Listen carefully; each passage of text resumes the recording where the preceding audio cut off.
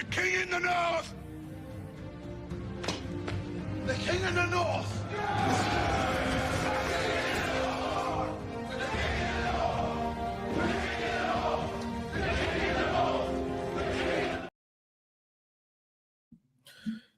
Yo, what up, what up, what up?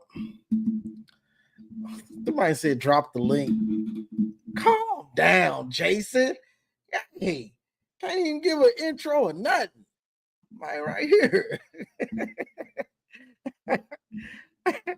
Can't even do the intro or nothing.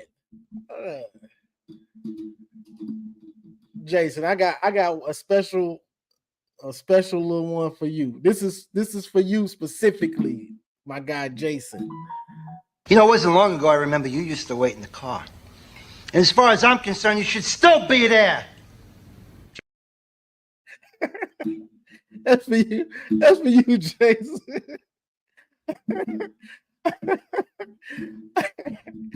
That's specifically for you, brother. Hey, let's see what we got. Let's see who want to come up. They hungry today. They hungry. They hungry today.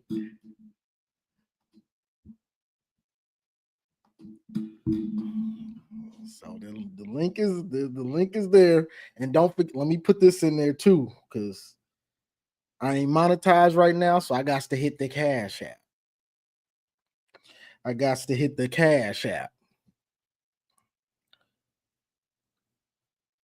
Let me see. But yeah, we're gonna see what's going on. Who wants to come up? Jason jumped in quick, boy. He ain't playing today. He ain't playing. So let me go and bring him up while I try to find this. Hey, we about to get this dub in basketball. Oh, he at the game. You at the game? Hey, we about to get this dub in basketball. Y'all going down. Y'all can't beat us in no sport, bro. No sport, man. No sport at all. We been beating you. Hey, y'all going down today. It's already packed. Boy, you drunk? You been drinking? No, I'm telling y'all, we good in basketball this year. We was bad last year. We got a new coach. I'm letting you know we here. The game, y'all going down. Jason say we going down. Yeah, Roddy Gale, he picked the wrong university today. I got time today. The game started 26 minutes.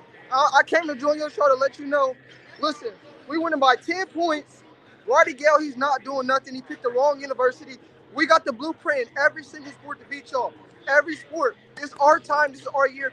And we going to make the NCAA tournament. That's what we got. Our net ranking, we top 30 in the country. We're better than y'all. Y'all can't take it. Y'all cannot take it. Y'all can't take us. We got something for y'all. Something for y'all. And how much time is left? 26 minutes. Y'all gonna find out. I want this happening to your show to let you know. Okay. I hear you. Hey, bro, I love the show. And look, we got Matt Patricia. Y'all was talking about. I don't care about what he did with the Lions. It don't even matter. It's a new day. New day. Jim knows he left. We gonna deal with him November 1st. Y'all, we gonna deal with y'all on the 30th. But right now, it's basketball day. It's the game. Y'all are going down. We gonna give y'all that work. And Roddy Gale, you transferred to the wrong university. I'm letting you know. I gotta get off here, but I love the channel. And Matt Patricia, he got something for Bryce Underwood. I cannot wait to see that freshman play. And y'all better not cancel the spring game like Nebraska did. We want to see that on tape. Let's see how bad he is or how good he is. It don't matter. Because either way, Sony Styles got something for that. Caleb Downs got something for that. And Davidson Igbenogsis said he came back to be a first-round pick to give y'all that work. I'm telling you that. It's game day, 1 p.m. Go Bucks. Let's go. Let's go. Peace out. All right. That was Jason. That boy hyped today. I just had to let him cook or whatever he was doing. But, you know, I got some. This is for you, too. What can we say about this guy? The ancient Romans had a word for it. Asshole.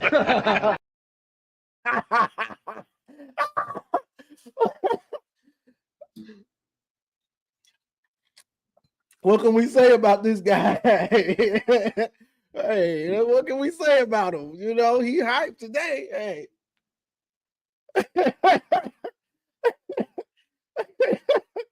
Hey, he owe one. He owe one. I'm prepared today. I got stuff ready for him. Let's see what Marmar talking about. What up? You muted. What was he just talking about? I don't know. He hypey at the game, so he lit. You know, I can't. Nah, bro. Like you talking about the network of the net of the Michigan. I mean Ohio State. They suck. They like the uh fifth from the bottom of the Big Ten in standards in basketball. What is he on? That is funny.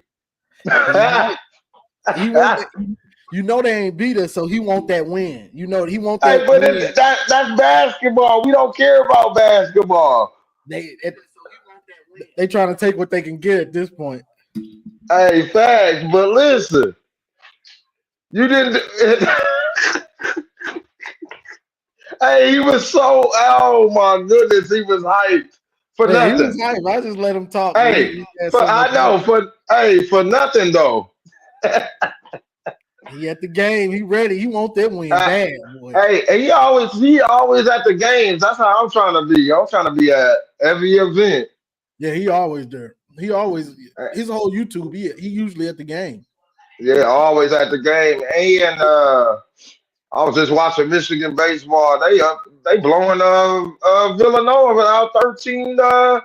I said okay. After the upset the other day against number 2 Virginia. So you know what I'm saying, that's the Michigan difference. We over here winning games. He talking about get your weight up, Jason. Michigan sports in general is at the top. Like all the different sports. Michigan is pretty good in like everything. Yep, field hockey, wrestling. I watched hockey last night. They fought back and came back and won in the shootout against Minnesota, one of the top teams in the nation in hockey. So yeah, man, I pay attention to everything because you know that I think that all the sports correlate with each other at the University of Michigan. So that's why it's not a pride thing. It's just we different up here. You know what I'm saying? So I like what's going on. I like what Ward is doing with the athletics. I'm just excited for 2025.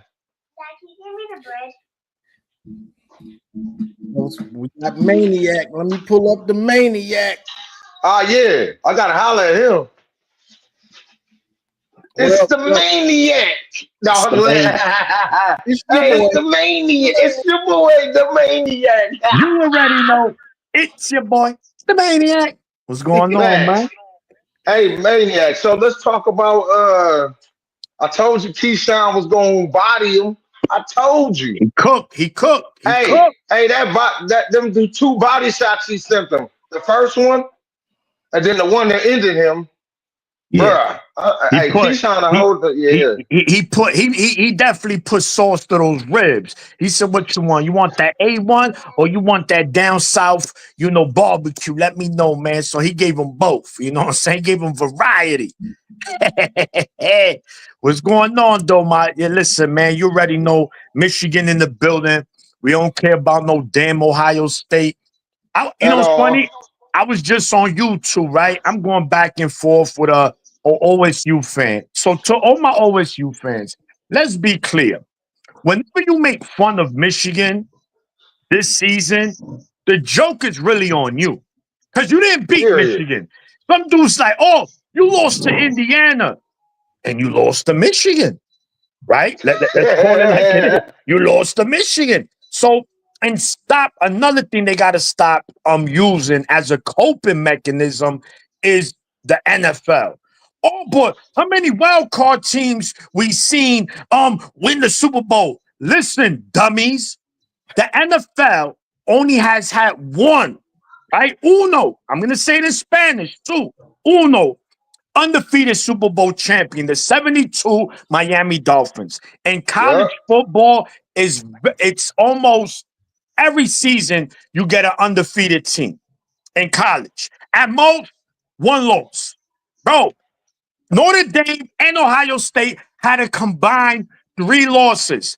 Bro, you got to go back to when dinosaurs was roaming the earth before you could see another national championship that had that many losses in it. So let's stop making it seem like it's not normal. It's not normal in college football to have those many losses in a championship. That's one. So don't use that. Now, I get it. The landscape of the sport has changed because now we have 12 teams. But the regular season, Johnny and Marmar, hasn't changed. There's only 12 games. At all. They didn't move it to 15 games. So undefeated in the regular season is still a normal thing. Name me the last time there wasn't an undefeated team at the end of the regular season in college football. I'm telling you, you can't go back, bro. You can't. So I hate, that excuse. Oh, but look at the Tampa Bay. But that's NFL, bro. We're talking about college football. NFL, that's normal shit. Yes, teams with multiple losses are gonna win the Super Bowl. It's different, but again, it's their way of trying to, discredit Michigan any way they can. And they can't. All the time. And look, and I'm gonna tell you this. No, it wasn't a season that we was happy with, right? Because Michigan, they satisfied with 5 losses. Hell no, we wasn't satisfied. But right, that saying, it's not how you start, it's how you finish, and it's how Michigan finished. We beat Ohio State, we beat Alabama, and in the midst of that, gentlemen, we get the #1 player in the country by the name of Bryce Underwood, for those that don't know. On top of that, a top 10 recruiting class. So listen, if you couldn't get Michigan now, I feel sorry for you in the near future. Hey, to say something, I just feel like this. They want us to accept their national championship, but they didn't accept ours. They want to downplay the loss in Columbus that they beat themselves. It wasn't us beating them. But here's my thing.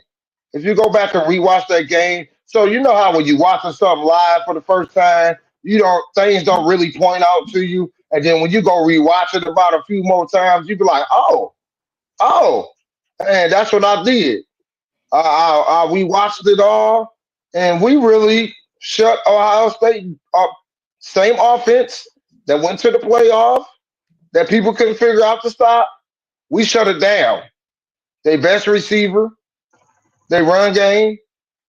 The only reason why they got that touchdown is because he pushed off. That's why Zeke Berry, if you pause and you see Zeke Berry standing there like, yo, you ain't going to call the OPI?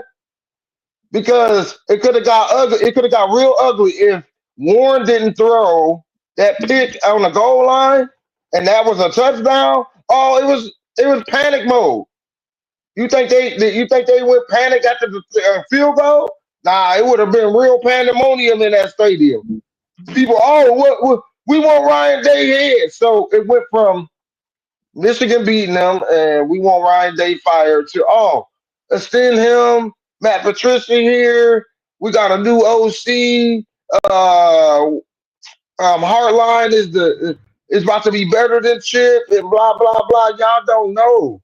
Y'all done lost all you going through the same, like Johnny said. You gonna go through the same growing pains Michigan went through last year.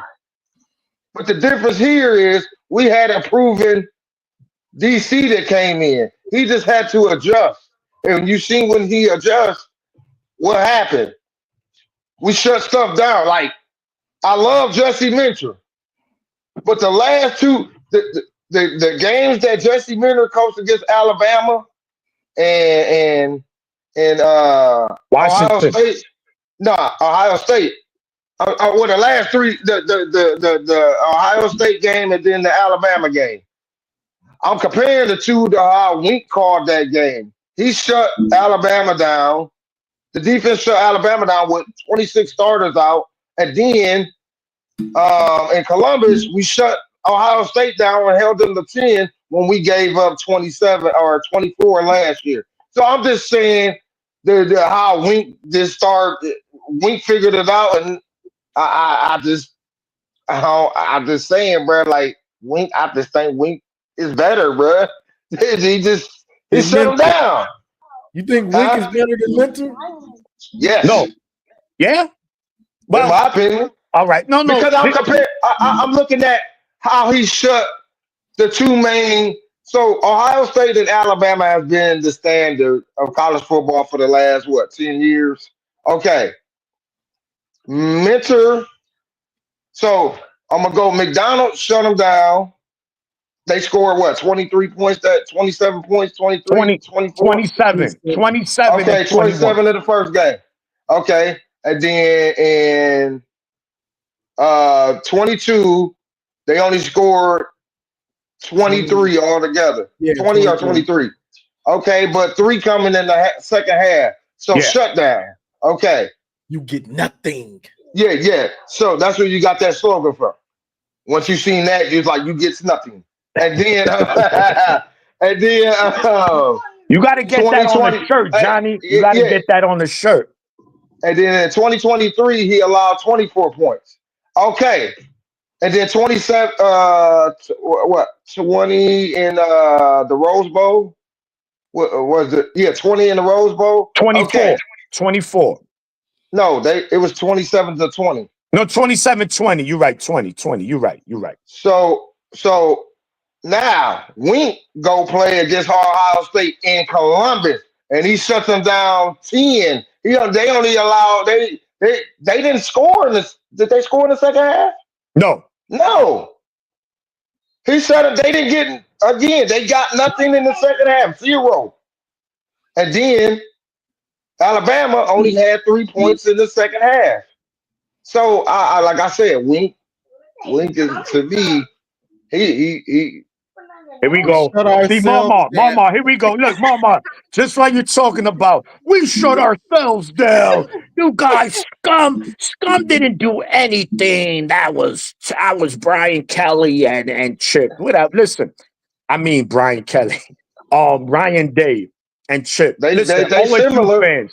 This is what I'm saying, right? They don't take ownership, right? Let's talk trolling aside.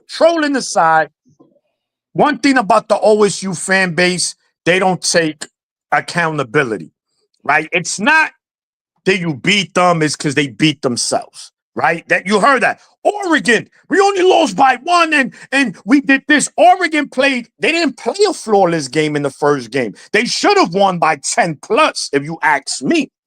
And no one's giving Wink that credit for doing what he did. Yeah, whatever, Mandel. Hold on. Moore beat your dumb coach twice, you dummy.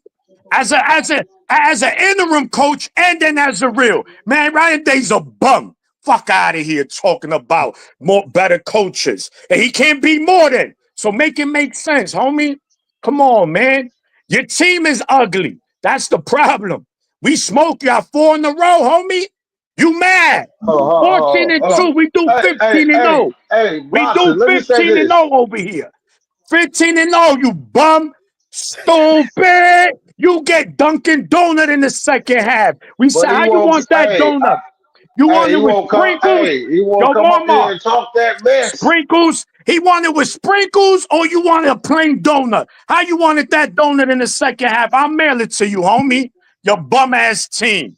Get ready. 4 losses incoming. Hey, break up the statistics in the fourth quarter of that game. They what, had 10 yards? Stop playing. Nothing. We owned them. We bullied them. So Chiron Moore is a city. Oh, so UB Starkeys is a goof head. You beat Marcus Freeman, who was scared, and then like I said, out of all them coaches, Chiron Moore is better than all of them. I don't care what you talking about. Listen, this is what they do. This is always you fans. This is why I don't give them. The record is 9 in Michigan. And cheated most of them games. No, leave it. Leave it. That's what they now they pass. That's all they could dwell on. Hey, we beat you 8 times. We beat y'all 4 straight. 4 Hey, I think straight. Irv Reed just playing, bro. He just playing, man. He just playing. He just trying That's to all get us right. to Listen, react. I don't Irv, listen, I already know Mama. what Irv doing, Mama, bro. I don't He care know. about no OSU fans and the nonsense they spew. We went 15-0. 15-0. Ask them about that. Huh? Big Got Ten 15-0. champions, beat your rival, and win the natty. If it ain't 12-team playoffs, they playing in the same boat we playing in. So they can say what they Hey, want. Anyway, Dom, I see you. The what's Dom, the up, though, Dom. Dom? The What's going on, Dom, the Dom? Dom. You feel me? Reading by dimes. Hey, you should make a podcast about that. Reading by dimes. Just reading little, opening up a book where it's at and just reading it. And then people tuning in be like, okay, reading by dimes.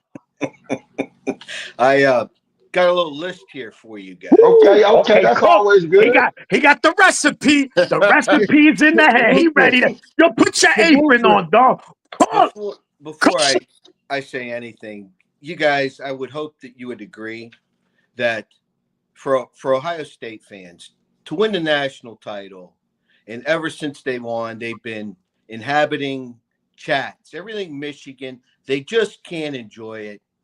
And no matter what people say about extended playoffs and the game doesn't matter, that's a big pile of crap because they cannot enjoy the national title because they lost to us. And in that loss, 23-point underdogs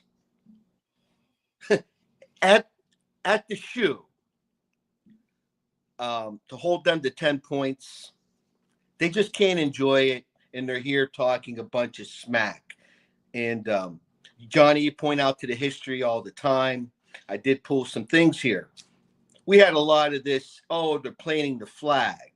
If you go and look on YouTube, in 1973, Ohio State tore down the Go Blue banner in 1973. In 1977, Woody Hayes went off and punched a cameraman on the sideline in Ann Arbor because they blew the game. And then in 78, to top that, he hit a Clemson player on national television. And they want to present this, holier than thou image, and you guys are cheaters. And then go look at the history, guys. But let's look beyond the quote unquote Mr. Garrison modern era. And if you go back, okay, they talk about, well, we won 8 in a row. And, Mr. Manziel, am I saying that correctly, sir? You guys talk about 8 in a row, okay? You guys should have beaten those Rich Rodriguez, Brady Hoke teams with the incompetent play. You had a guy come in trying to shoehorn Lloyd Carr's players into a spread offense that he ran with White and Slate at West Virginia. And Rich Rod has made a career out of those two players at West Virginia because he hasn't done anything since. But if you go back and you look, the last time an Ohio State team beat a higher ranked Michigan team in the game was 1994. And before that was 1982. Plus, we're still, 9 games ahead in the overall history 11. of the rivalry. And that's counting the 20 in a row that you guys won or whatever it is. So if Ohio State fans want to come up here and talk, let's talk about the history. Let's talk about it in its totality and stop the cherry picking, guys. And again, my deepest condolences to spend all that money to gear up for this national title and to lose at home to 23-point underdogs with a quarterback that would probably have trouble starting for a high school team. Let's be honest. And then they want to get out here and beat their chest. But the bottom line is the game matters more than anything. And I told you, Maniac, I told you Ryan Day was going to sweat. And that's exactly what happened. And just wait. Just wait until this year in Ann Arbor. Thank you, Johnny, for the time. All this, the last thing, should Bryce Underwood be the starter on day one and blah, blah, blah. He is going to earn it in camp. And the guy has the physical ability and all of that. Let's take the physical stuff to the side. I've watched multiple interviews on Bryce. The things that he says, his mentality, he has it. He has that it factor, and he wants to win. If you look at his high school film, you'll see many times in games, he handed the ball off because that's what was winning the game. And you're going to get that compliance, hard work, determination.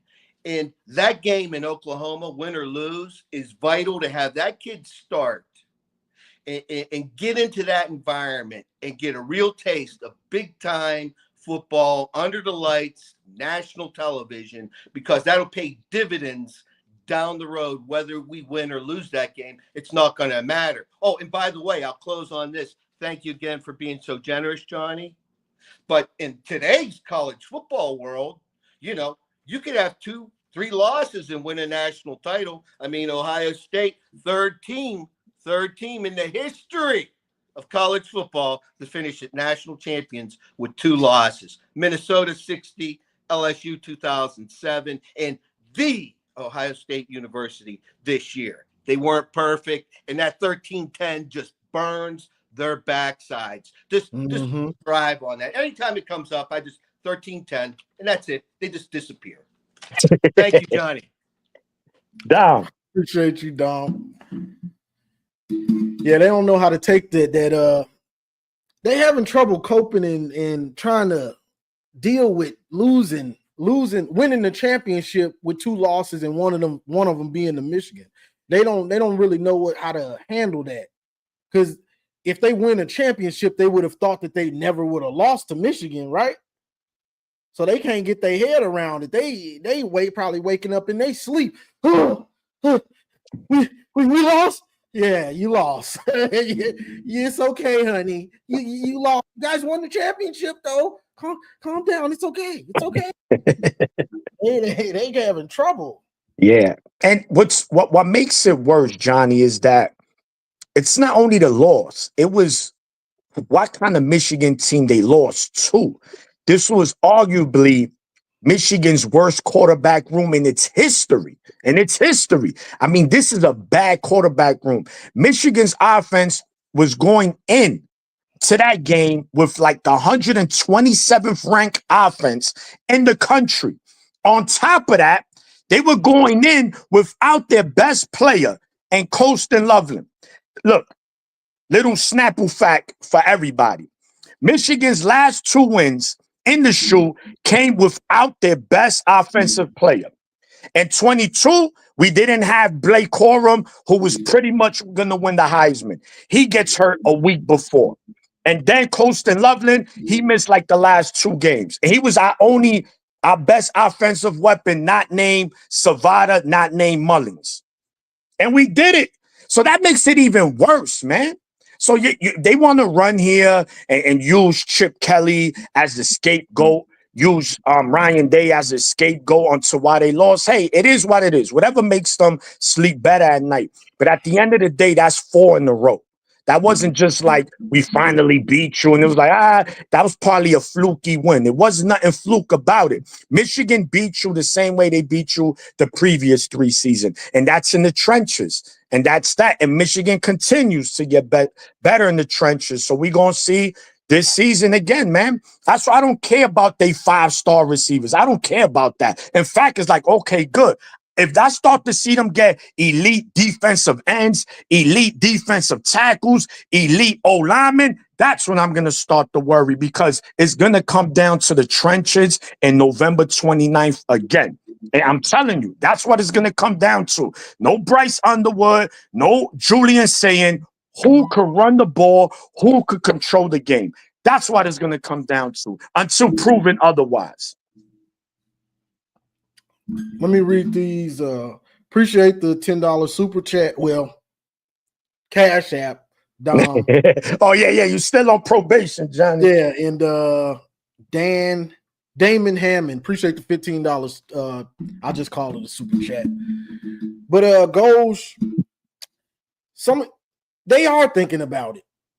Come on, brother. Come on now. Come on. Ryan Day can't keep getting by not beating Michigan. Like, let's be real.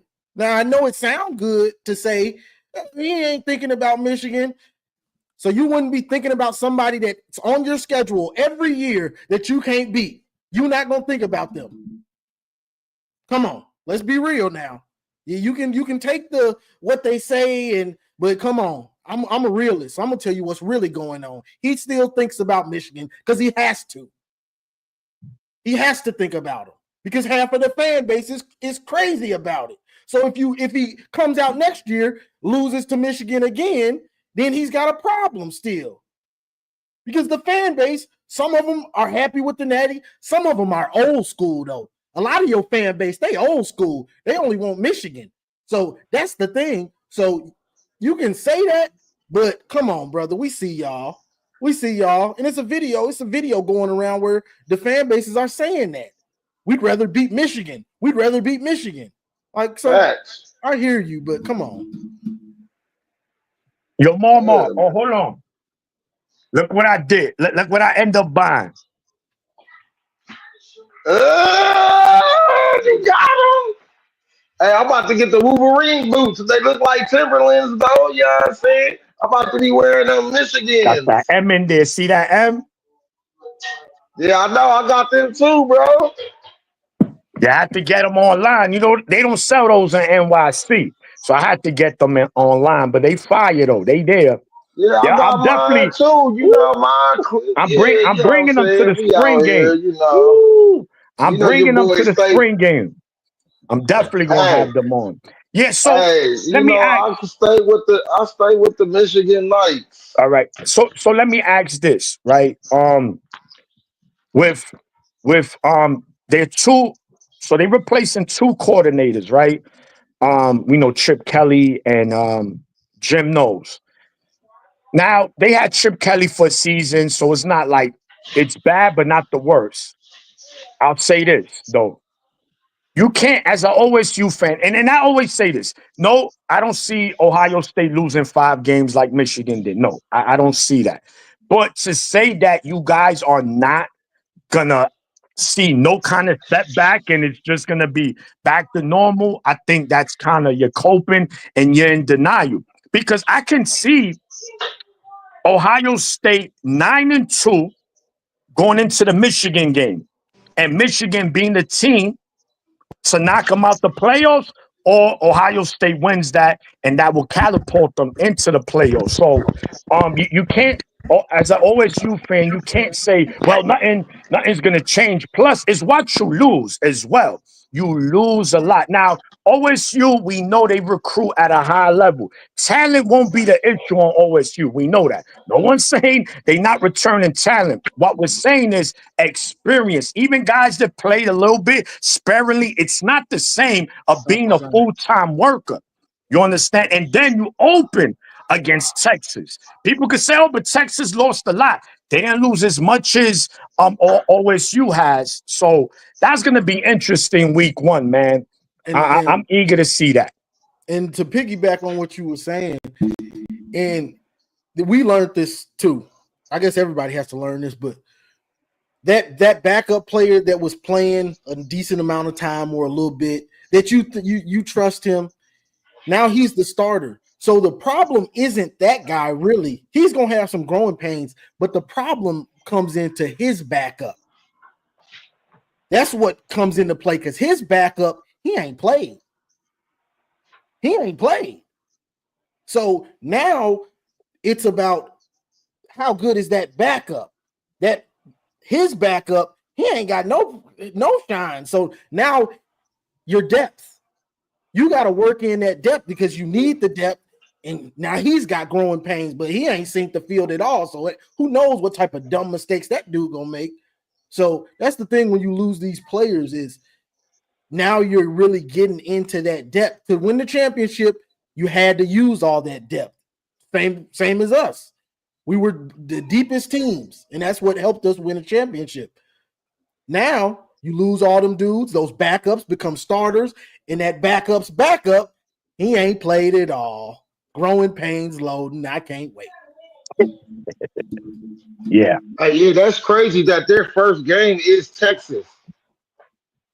I mean, the good thing for them, at least it's at home.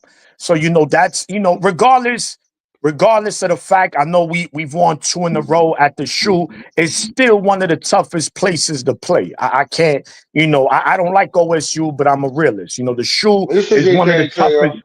tell. But we own that though, Mama, so we good.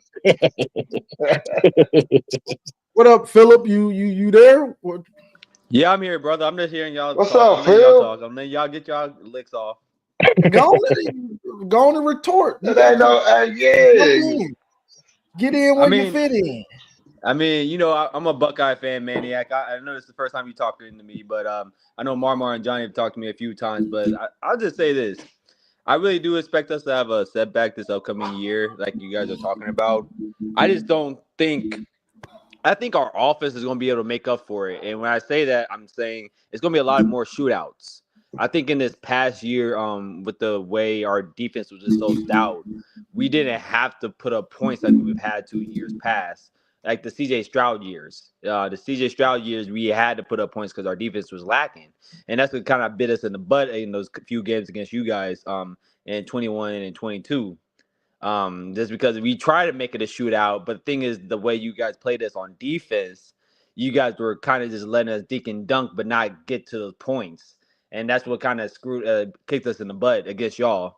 So I mean, I still think we're going to do pretty good this year. I have both us and Michigan and both being about 10-2, 11-1, depending on who wins the game. I do believe that our one loss is going to be to Texas. And then I do believe we're going to probably have one more loss in conference play. I just don't know who to. But yeah, so I'm very realistic about this upcoming year. I don't think we're going to be as mighty as we were this past year, or at least on defense. I think our offense is actually going to be a lot better, in my opinion. No, So go ahead. So what do you think about y'all new defensive coordinator? Oh yeah, so I meant to talk about this on TJ's show. I saw that super chat that came in after I left off. I saw as TJ was alluding. I actually thought Matt P was a great hire, and the reason why I say that is because one, I like his multiple fronts he offers on the defensive side of the game. I think we kind of got too stuck in that 4-2-5, or 4-2-5 defense that we were playing, where we just a really big nickel pretty much system. And I just think that works if you have the personnel for it. But I think this year we're going to need to have probably a little bit more versatility on defense. And I just don't think Jim Knowles he wasn't open to being versatile. He wanted to run his scheme and only his scheme. He wasn't willing to be flexible, which is what kind of bit us in the butt a few times against you guys and other teams. So I think Matt P is going to be a gamer. He's going to be somebody that's going to, listen to what Ryan Day wants. And I just think, I just think he's a positive direction from Jim Knowles, because I really was worried that we're just going to go in and get our safeties coach and bump him up to D coordinator, a guy who's never been a big-time defensive coordinator before. So I think Matt P brings in a lot of experience. I know a lot of people are kind of questionable about his track record of late, but the guy is a hell of a mind, and I just think he's going to be able to scheme defenses up. Scheme up his defensive game plan against offenses, especially in college. It's a lot easier than the NFL. I think people forget that. Yeah. No, look, you make great points. I respect it. My thing is this, right? Again, if you had majority of that defense returning, it makes it so much easier, right? Because you got these veterans that could coach up these guys. Hey, listen, don't worry, I got them. You're returning a lot. You got, I think, Iggy's coming back. Of course, Caleb Downs, who's hands down the best safety in the country. I think that's where the growing pains come, right? You're bringing in a new coach that's going to install a new system with new players for the most part. So we're going to see how it works out, right? Because we don't know. But it's just going to be growing pains no matter the talent. Now, like you said, offensively, you guys got the best wide receiver room. You got, what's his name, Henry Jr. coming in. The dude is a beast. So, we know that. You guys are like the military. I got more weapons than anybody on the outside. Now, your running backs, I'm not going to sit here and lie. I don't know much about them. I know they're talented. That's going to be the big question. Your O-line, can they open up the running game? Because, Julian's saying no matter how talented he is, a quarterback's best friend is a running game. If they can't get that running game going, then these defense are going to tee off on them, and there's going to be a lot of pressure on them to win games with his arm. Not saying he won't be able to, but it's going to be interesting in his first season how he does that. So, and like I said, week 1, they get it right there. There's not, we play New Mexico, so we're good week 1. Yeah, week 1, you guys have Texas. So, and Arch, I'm telling you, man, the kid is gonna be good, man. That's gonna be a hell of a game. I'm really eager to see. And what do you think about Brian Hartline? And then Black Hat JRV. Are you on? You on? Yeah, I'm on. What's up? What's going on? Not much. Go about the one thing about the whole Ohio State might be doing more shootouts. Are you a Michigan fan or an OSU fan? Michigan. Oh, I'm a Michigan fan. Go Blue. Oh, okay, my bad. But I'm gonna say this but also as a Bengals fan, because I watched my team. We had a lot of shootouts this year, and we lost a lot of them. So you need a good defense. Well, you're comparing the NFL to college football, and I understand what you're coming from the NFL premise. I'm a Cowboys fan, so I understand that you need a good defense regardless of how well your offense is in the NFL. But when you're talking about college football, especially at a school like Ohio State, we're going to beat 10 out of 12 teams on our schedule every year just based off of talent. Like it doesn't matter really what we do on the X's and O's. 10 out of 12 games. The only 2 games where it really comes down to coaching is this upcoming year is going to be Texas, and it's going to be the game. That's the only time really where the coaching comes into play, in my opinion. Hold on now. Penn State be on y'all head every time. Yeah. That's what I was going to say. But we got, okay, so Johnny, to take your word, we got 2 boneheaded coaches on both sides of the ball. You got James Franklin, you got Ryan Day. That cancels each other out. So that's just the talent right there. So you don't think do you think Brian Hartline will have any growing pains? Because he's never been the actual play caller. He's been in name somewhat, but we know Ryan Day was doing it in 2023 still. So and this is the one thing I really respect Ryan Day so much for this. He's a loyal person, and I understand Ryan Hartline as a recruiter. You just can't replace that. But you can't. I really don't think he's going to be a true offensive coordinator. I think he's going to be a pass game coordinator more so than a offensive coordinator. Now they're saying right now, because they're trying to, they're not trying to have people come down their throats. They're saying right now, we're going to let him call play. We're going to let him call play. He's learned. Blah blah blah. It's not going to happen. So who's going to be calling plays? Who's calling plays? Ryan Day. That's Connor Stallions, man. I don't know. That's not a good recipe. Ryan Day, he get too nervous and get too pass happy. Yeah. You know what? But I'll say this. I really think in the playoffs you saw more of Ryan Day come out on the offensive side. So as much as people said even Chip Kelly was the offense coordinator this past year, he could have been the one calling the plays. I agree.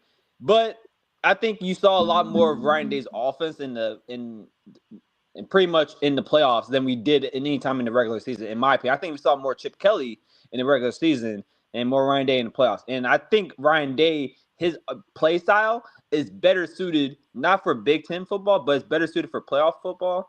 But I go back to your original question. I think Brian Hartline is going to be OC just in title. I really don't think with coming off of the national championship. Yes, Ryan Day has got a lot of he has a lot of good favor in Columbus right now. So they people won't come down his throat like that this year if he don't succeed like we normally do. But he's a competitive SOB, and I don't think he's gonna let his offense be the reason why they lose games. With Brian Hartline, yeah, and I really think if Brian Hartline wasn't getting 5-star after 5-star at a receiving position, I think he would have probably just be like just a good position coach. But because he's getting these elite receivers, And to be honest with you, that's the only reason why we won a national championship is on the offensive side of the ball because we had elite receivers. Yes. So I think you got to reward that. You got to reward that in pay. You got to reward that in title. You got to keep people happy. At the end of the day, Ryan Day is the CEO, and CEOs of any business will tell you, there's a lot of people that get promoted that don't deserve to get promoted, but you got to keep them happy. If he don't get to call plays, how long you think he gonna stick around being, being a puppet? I don't think so. You Ryan Day's puppet. Get this. Yeah. I don't really think.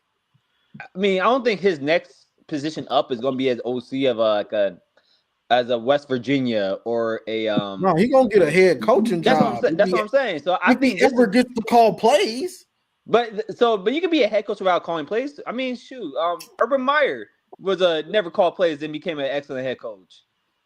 I think Brian Hartline is going up that Urban Meyer tree of where he's just going to go be a great position coach where Urban Meyer was at Notre Dame. Then he took that to becoming a head coach at Utah. At Bowling Green. So I think that's exactly what Brian Hartline's ceiling is. But I think Brian Hartline is too comfortable being a receiver coach. Hold on. Goes. So who was it in the playoffs? It was Brian Hartline. Yeah, that's what he's gonna say. He's gonna say it was Brian Hartline. Boy, you need to stop. Look, I'll say this. So Philip, I think Philip. Hold on. Oh, go ahead. This is for you. This is for you, Goals, because I just unblocked you not long ago. It wasn't long ago. I remember you used to wait in the car. And as far as I'm concerned, you should still be there. Go ahead. So I'll say this, Philip, right?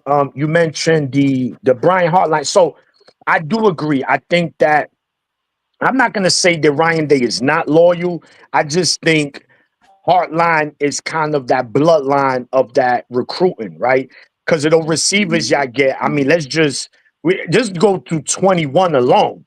What Hartline has been able to bring in as far as wide receivers to OSU. So I think it was more of a, like you said, he might not deserve to be the OC, but they said, listen, we got to keep this guy happy somehow. Hey, here's this promotion. Now, of course, I think that's going to come with a microscope. I think they're going to be looking very closely. Like, listen, it's like when you're teaching your son how to drive, you're like, yo, get out the car. Hold on. All right, you enough. Let me finish this. Let me take it to a safer space. So I think it's going to be similar to that.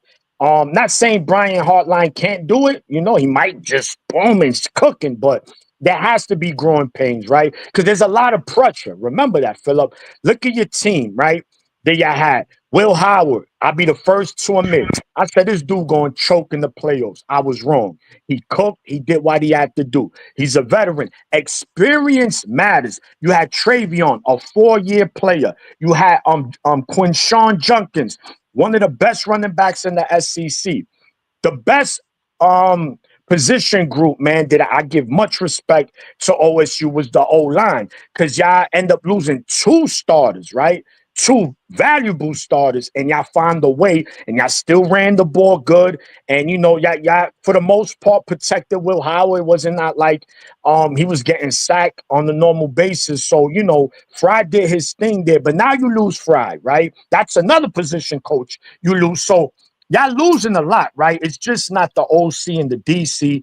Now is the position coach with the O-line, and we know the O-line. I don't care who you are. If your O-line is not good, it's going to be bad for any team. Any team. It doesn't matter. I'm not just saying OSU. I'm talking about any team. So I think that's more than anything. That's going to be the bigger question for OSU and also for us, Michigan, as well. Because even though we got 3 returning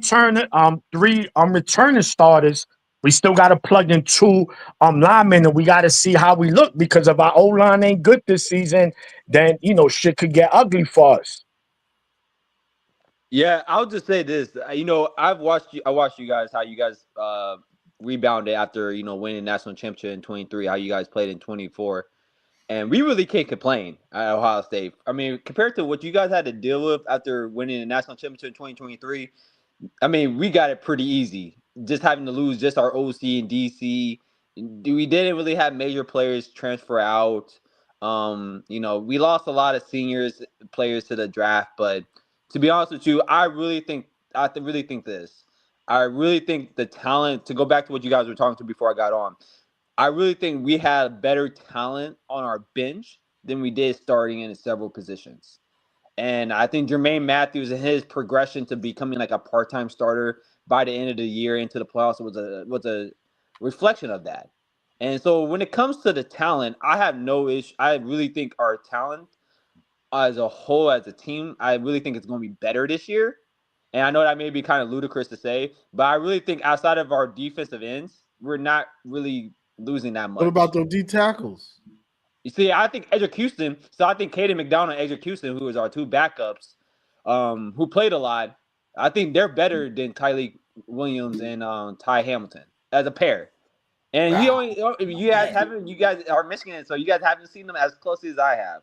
And True. you know, I love Kylie. He actually grew up right down the street from me, so I've known him for a while. But I really think the talent we had on our defensive line is better in our depth than it was in our starters. But because of LJ, and LJ is such a senior laden coach, position coach, where he only plays his seniors or his upperclassmen. Yeah, I just think he kind of like set us back a little bit. And I think our linebackers are going to be a lot more athletic and better this year too. The only position where I think we're going to probably see a drop off on defense is going to be our edge rushers and our field safety, who was Latham Ransom this past year. And Hancock, you lose a Hancock too. But I don't think we're going. I really don't think we're playing a lot more nickel. I don't think we're going to be playing nickel as much as you saw this year. I really don't think we're going to see the 4-2-5 we were playing. I really don't think we're going to see it as much this upcoming year. Yeah. So Philip, before you came on, I said that. I said you guys don't lack talent. We know that. Like history shows that. Plus your recruiting classes also shows that. But again, like Johnny alluded to earlier, now who's their backups, right? How deep are you guys on that end? And not saying them guys backing them up are not talented, but game experience matters, man. When you against those teams, like that's what I'm saying. The Texas game is going to be so telling early on, right? But that can also be a blessing for you guys, even if you lose that game, right? Because you're going to learn from that and you're going to know what you have, because Texas is going to be considered an elite team, a team to push to win the national championship next season, right? So it's not like you're playing against a team there's going to be picked to, be in the middle of the pack SEC bottom. No, they're going to be on the top. So I'm eager to see. I'm eager to see week one. I know Michigan, one thing we've done is on the defensive side, and goodness, we have a lot of depth, especially in our D-line. We could run 12 deep now, 12 deep. And I'm telling you, it's going to be spooky hours for teams in the Big Ten. It's just our question is still the offense. As a Michigan fan, I'm a realist. We have to see how we look offensively. We will be much better, I could guarantee that, than this past season. How much better? That's not saying that remains to be seen. That remains to be seen. No, but I really wanted to come on and talk to you guys about Michigan, because I'm so curious about how you guys are going to look this year. I think you guys are the biggest boom or bust team in college football this year. I really think you guys could make a deep Final Four run, and as a basketball reference, I think you guys can make a Final Four run into the playoffs, just because of the schedule you guys have and, like you said, the talent that's overall on your roster. But also, I think you guys can have another 8-5 season, 8-5, or like a 9-3, 8-4 season this year, depending on how Chiron Moore plays out. And so I say that to say, my question for you guys is, do you guys see Chiron Moore making a huge leap or jump from year 1 to year 2 as a head coach, from a game manager standpoint? Yeah, Johnny. I think he will. I think he learned. This was his first time being the head coach, having to deal with everything, not just, okay, Harbaugh suspended, I got to do half of what a head coach would do. Now, this was his first year. I'm the head coach. I got to make sure at the end of the half, the end of the game, managing the time. He learned, because we were on his head on some of these games. What was that? The Oregon game, or I think it was the Oregon game, or Illinois game. Indiana. The Indiana. He had a few games where we were on him So it was everywhere. So it's just him having to learn. You know, you've never been the head coach and dealing with this stuff consistently. So it's a learning process for him. So, you know, he had to go through his growing pains. So we expecting him to be better with that stuff. Black Hat. Yo. What you think about that? Do you see Chiron Moore making a huge second year leap this coming season? Yes. And the only reason, and I say that because remember, he won 8 games with a walk-on Make-A-Wish kid. Facts. All right, let's be real. He won 8 games. Like, we should have won 8 games with Davis Warren. And the fact that we won 8 games, including not only winning 8 games, but beating Ohio State and beating Alabama. Yeah, man. I think he's gonna make it. I think he's in like the interview after after OSU won the championship when he said, "Look, I'm here to win a championship. That's what my goal is." Those are the type of coaches I like to see. Yeah, no, definitely.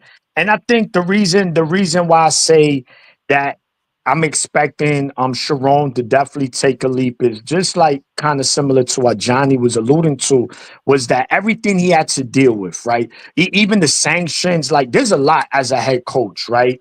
And this is his first year as a head coach and returning a national championship team whose roster was depleted, with the exception on the defensive side, right? We did return a lot of starters there, elite talent on that side. He went through his growing pains, right? If you look at Michigan's quarterback room, and anybody who watches football closely, right, could tell that that wasn't a bad quarterback room. That wasn't an atrocious quarterback room. I mean, it was bad at the back. Like, so for him to win 8 games with those quarterbacks, right, including all your rivals, Minnesota, Michigan State, Ohio State, and then, yes, we know the Relia Quest Bowl. We know those bowl games really don't matter. But for someone like Chiron, I think it was important for him to win. Plus, you add, Philip, right? We returning all our position coaches, right? So now he didn't have to hire nobody. Everyone is coming back. So that matters. Having all your coaching staff coming back matters. Y'all went through those growing pains together. So y'all understand what it's going to take to succeed this coming season. So, yes, man, I do expect Michigan to be much better. I got kind of like, a 10-2 season. I think 10-2 is realistic. 9-3 is not out the norm, but with this schedule, Michigan should have no more than 2 losses going into the Ohio State game. Perhaps 11-1 if we could get past Oklahoma, which I'm picking my team to lose that game. I know my fellow Michigan fans don't agree with me, but I got to see it week 2 at Oklahoma. Yeah, this is one thing I would say about Michigan fans, because I said it in the past. I have Michigan fans in my family. I'm a military kid, and from Ohio, so I understand the rivalry and the different fan bases very well. You guys are way more humble than us Ohio State fans, because Maniac, you're a true blue fan, and you said 10-2, potentially 11-1. If that was Ohio State, we'd be over here saying, "Man, we're going 12-0." We ain't losing to nobody. Nobody's gonna even get within 20 points of us. But I respect that, and I respect you being humble about it. I really like Chiron Moore as a man, as a black head coach and everything like that. I think he's kind of carried himself better than anybody probably could have expected him to this year. With everything going on and whatnot, even with the investigation, which I think is a load of crap, personally speaking, as a Buckeye fan. But it is what it is. But yeah, I really think he's going to make a leap. I'm actually happy both him and Ryan Day got off of the coaching hot seat. Because I know you guys were talking about, man, if Chiron Moore doesn't turn this around by the end of the year, he may be gone after year 2. And I think now you guys are kind of off of that hot seat with him.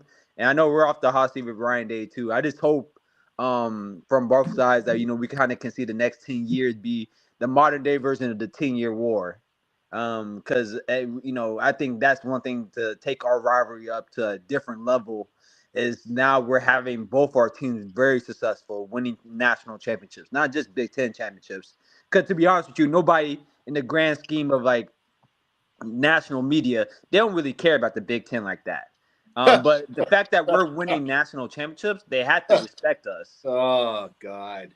And so because they're respecting us on a national level now, I Okay. think that's what can take this rivalry from more of a, a regional rivalry where, it's the biggest rivalry in northern sports, where I think now this can be viewed as nationally the best rivalry in all sports, even bigger than the Yankees and Red Sox, in my opinion. Philip, did you just start watching college football like 2-3 years ago? Because what you just said is really like a big pile of shit. Okay. The game has been the most watched Saturday football game in college.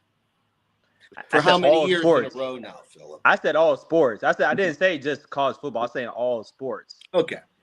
It is by far the game, the rivalry. It'll always be that. And the problem, this fighting between Michigan and Ohio State, you guys are hypocrites. That's what really gets to us, is because you're hypocritical. You guys will say, oh, cheaters. But when we go back and say, well, Jim Tressel was starting players he shouldn't have had playing in games, and that's what caused you guys problems. You guys don't want to talk about it. And then, then you guys, let me finish, please. And then you guys will say 8 in a row. But then when we go back to the Cooper years in the 90s, you guys don't want to talk about it. But for you to be here and question Chiron Moore, let's look at the reality of it. He's 2-0 against Ohio State. He had no business winning that game this year. He beat Penn State, being notified that he was going to be the head coach a couple hours before kickoff. On the plane ride there. He beat Michigan State this year. He's beating the rivals. What he stepped into last year was an empty cupboard. He lost his strength and conditioning coach. And he had to replace a lot of coaches. That's all done. We got Wink coming back. We have a new offensive coordinator in place. He's not dealing with any of that stuff. And although the offensive line's going to be young and inexperienced, there's a couple players coming back that will assist. Having said that, Chiron Moore will not tolerate a slow start by the offensive line this year. And the players they have coming in, these 5-star recruits, although they may not have the game here, they have it to make it up in terms of their physical prowess, their ability and talent. Same goes for Underwood. But for you to sit there and say, we're going to lose 5 games, come on, man. You guys are going to lose 4. Texas, Illinois, you're going to lose to Penn State, and you're going to lose again to Michigan. Now, let's record this segment, Johnny, and come back on November 30th, the day after the game, when all of Columbus is like, fire Ryan Day, and they got to call in the National Guard to take his kids to school. I lived in Columbus for 20 years. Hypocrisy. That's the key word, is hypocrisy. As soon as you guys start being real with what it is, then maybe you guys will start getting some respect from Michigan fans. But this hypocrisy and cherry picking things, it's got to stop. Thank you, Johnny. When did I even say anything about you guys losing 5 games? And when did I say anything about Chiron Moore? If anything, I've been praising Chiron Moore. I didn't say nothing negative about Hold on, Chiron Moore. Philip. So Dom, to Philip's point, he's being more realistic. I know maybe there's something you disagree with, but I know on the whole scale you're talking about the OSU fan base in general. But I think Philip is more of the more realistic OSU fans. Because if he got me this calm, it's because he's realistic. Because normally I'll be Ultimate Warrior mode right now. Well, then I apologize, Philip, because I may have heard something wrong or in between something else, because you could ask Johnny. I come on early, and then that's it. I sit back and watch the entertainment. So something triggered me to get up here and run my mouth. Otherwise, I wouldn't be here. So I apologize if I misinterpreted anything on your end. Perhaps it was something I read in the chat. Because it's definitely the chat. It's some DJ dude. Talking regular. Well, I'm gonna come up and nuke you and then worry about the rest later. Nah, I respect it. Dog, trust me, Dom. I respect it. I just said I would never say anything about the Jim Tressel era.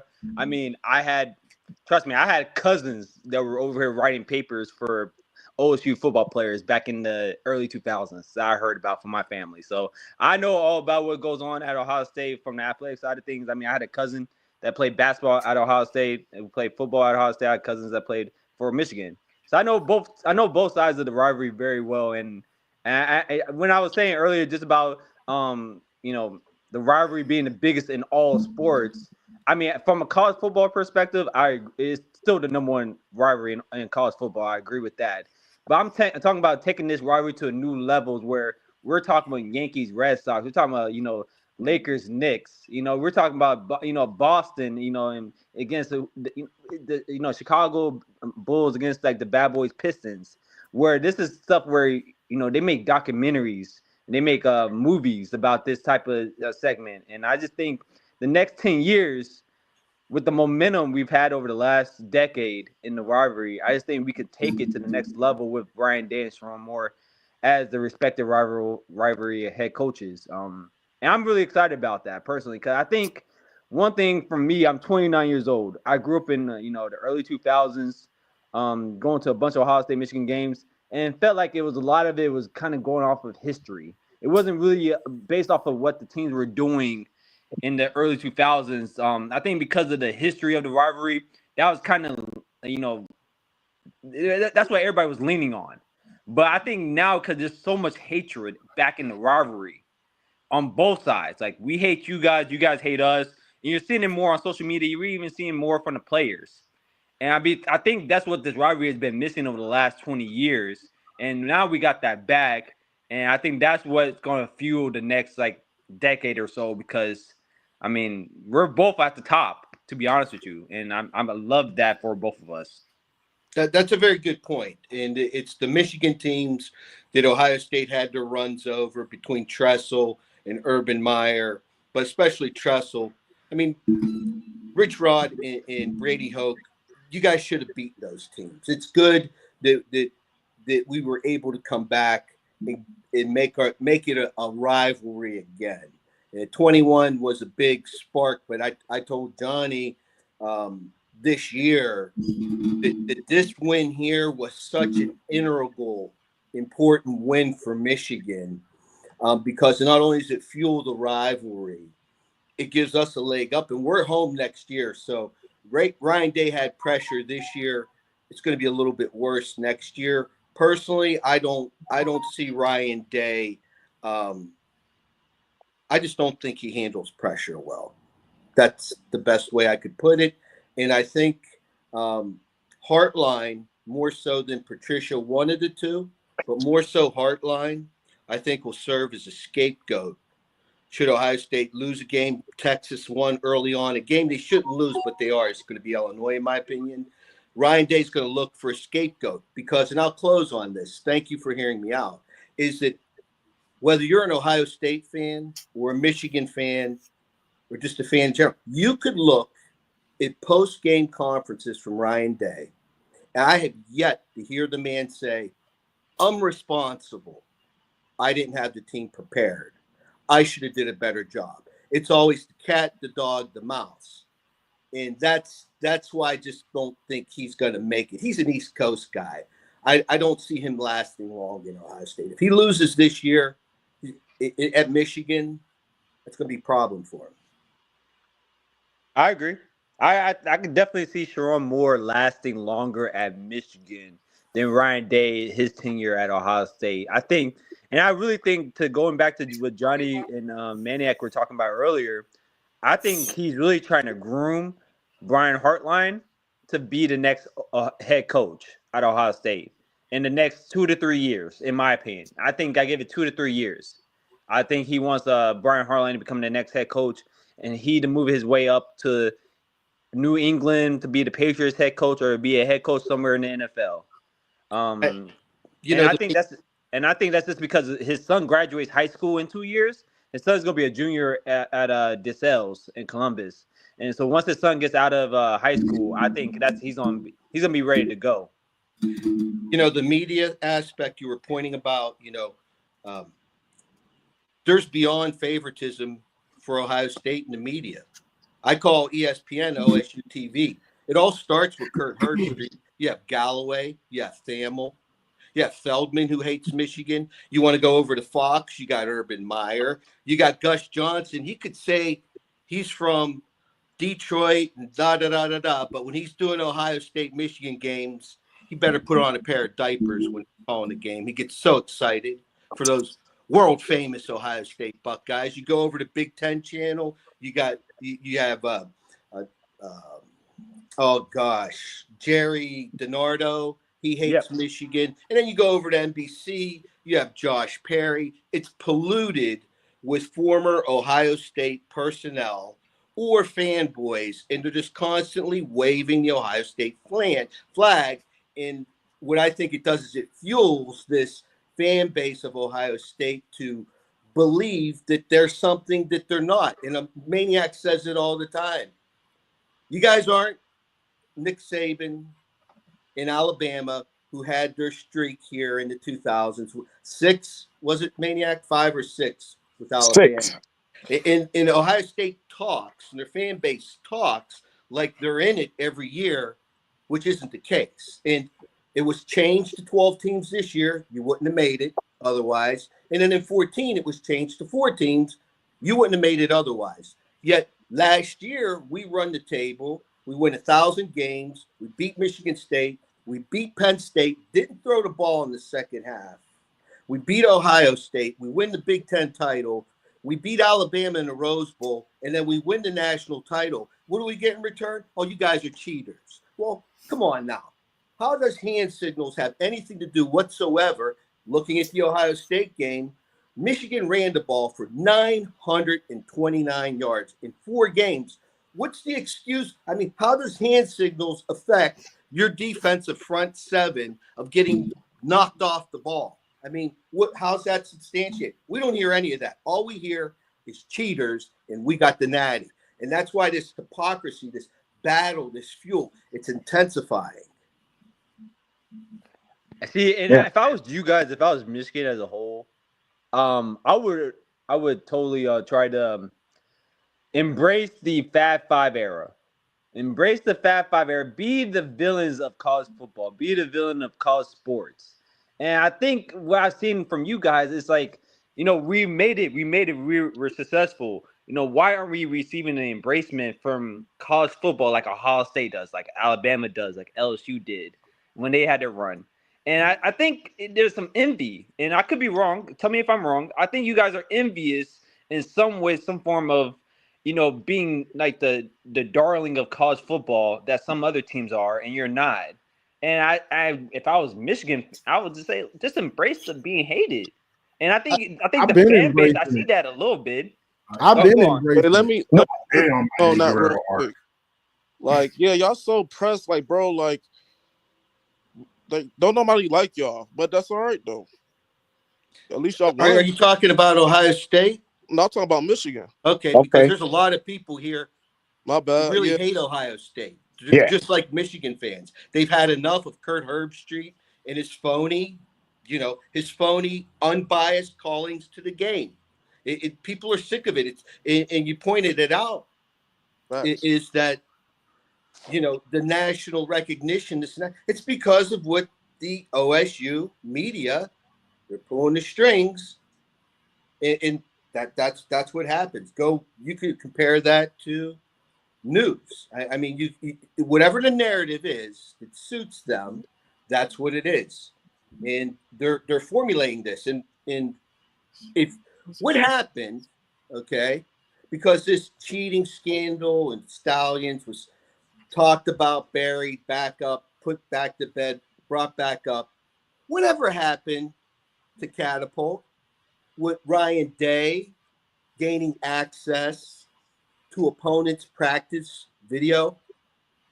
There were 2 former OSU executives at Catapult that had ties to the football program. Those films were given to Schiano at Rutgers, who passed it on to other teams. And Ryan Day was the nucleus of that. That got buried. That got put away. No, there's certainly no bias for OSU. No, he wasn't, man. Okay. Go Google it up and take a look at the facts. It got buried. Buried. So I'm gonna say this. I don't think it has nothing to do with no envious or jealous. It really doesn't. It's just about giving us our share due, right? If one kid graduates with honors and your other kid graduate with honors, then why you gonna show more love to one than the other, right? So look, I already know what it is, right? OSU, the thing with the fans, right? And this is just realistic, whether y'all want to agree or not. But these are the facts. It's a cocky fan base, one. And then on top of being cocky, y'all take no ownership when you lose. I'm not saying every OSU fan. I'm not saying every OSU fan, but majority that I've encountered, whether it be here, it be anywhere. It's always a reason why you lost. It was never, yo, they beat us. One thing about us Michigan fans, like Johnny said, we was here cooking Chiron Moore, wink, because they not doing their job as well. We not like, well, but look how many players we lost. That's why we losing, because I'm going to hear it from your fan base if y'all have 3 losses going into the Michigan game. But we lost our DC, we lost our OC, we lost our O-line coach. I'm going to hear it. This is Julian Saban's first year. Nah, take it. You got to just accept it for what it is. That's where my beef with the OSU fan base come in. Just take ownership. Yo, you know what? Salute to y'all. Y'all gave it to us 4 years in a row. There's nothing we can say. Now, there's always an excuse behind it. Did y'all do that for us, though, when we beat y'all 8 times in a row? No, y'all beat us. No one's saying anything. What did we say? What excuse are we saying? Y'all beat us. Ain't nothing we could do. Y'all was better. Hey, y'all were better than us. Those 8 years.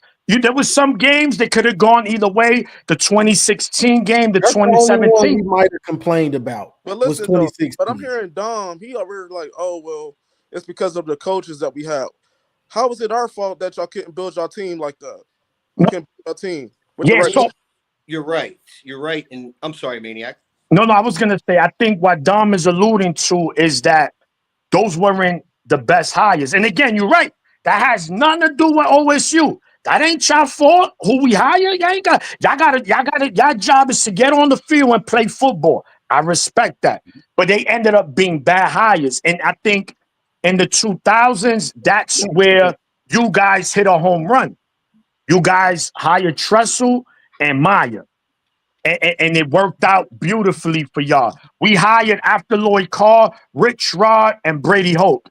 And it was the total opposite of what Tressel and Meyer brought to you guys. Again, it's not your fault. I'm not saying that's the reason. That set us back because now we getting cooked by y'all. Players are like, I ain't going to Michigan. These dudes is getting cooked. These coaches is trash. Now, Brady Hoke, don't get me wrong, he could recruit his ass off. He brought in talent, but then that was the other thing. He couldn't coach them up. Again, not an OSU. That's not your fault. I'm not saying nothing about y'all. What I'm saying is by Michigan, those hires end up being bad ones. So in return, y'all had great ones and y'all was able to whoop our ass. Again, not your fault. So now hopefully Chiron Moore is a coach that could bring Michigan back to where Harbaugh had it. And if that could happen, then I think we're going to be good moving forward. That's a great point, Maniac. Oh, that's facts. The 2 biggest things in my mind of the last 15 years, give or take, Harbaugh returning the culture to Michigan, because you guys can relate those years when Ohio State was punishing us. You're watching the game as a Michigan fan, and you're just like waiting for a fumble, waiting for an interception, and then something goes wrong, and you're just like, oh, the game's over. Now Harbaugh kind of restored that, keep the faith in the team, keep playing, and that shifted. That was part 1. Part 2 was Mr. Ellison, who's the owner of Oracle. His wife is a huge Michigan fan. They are the people that gave Bryce Underwood the $10-12 million to whatever it is. That Underwood signing commitment along with that payday to that young man was a significant shift for Michigan that went into the Northwestern game, and it went into the Ohio State game. And I told Johnny beforehand, I was nervous as hell going into the Ohio State game because my fear was the way the season's going, are we going to fall back into this Brady Hoke, Rich Rodriguez scraping the bottom of the bucket Michigan seasons?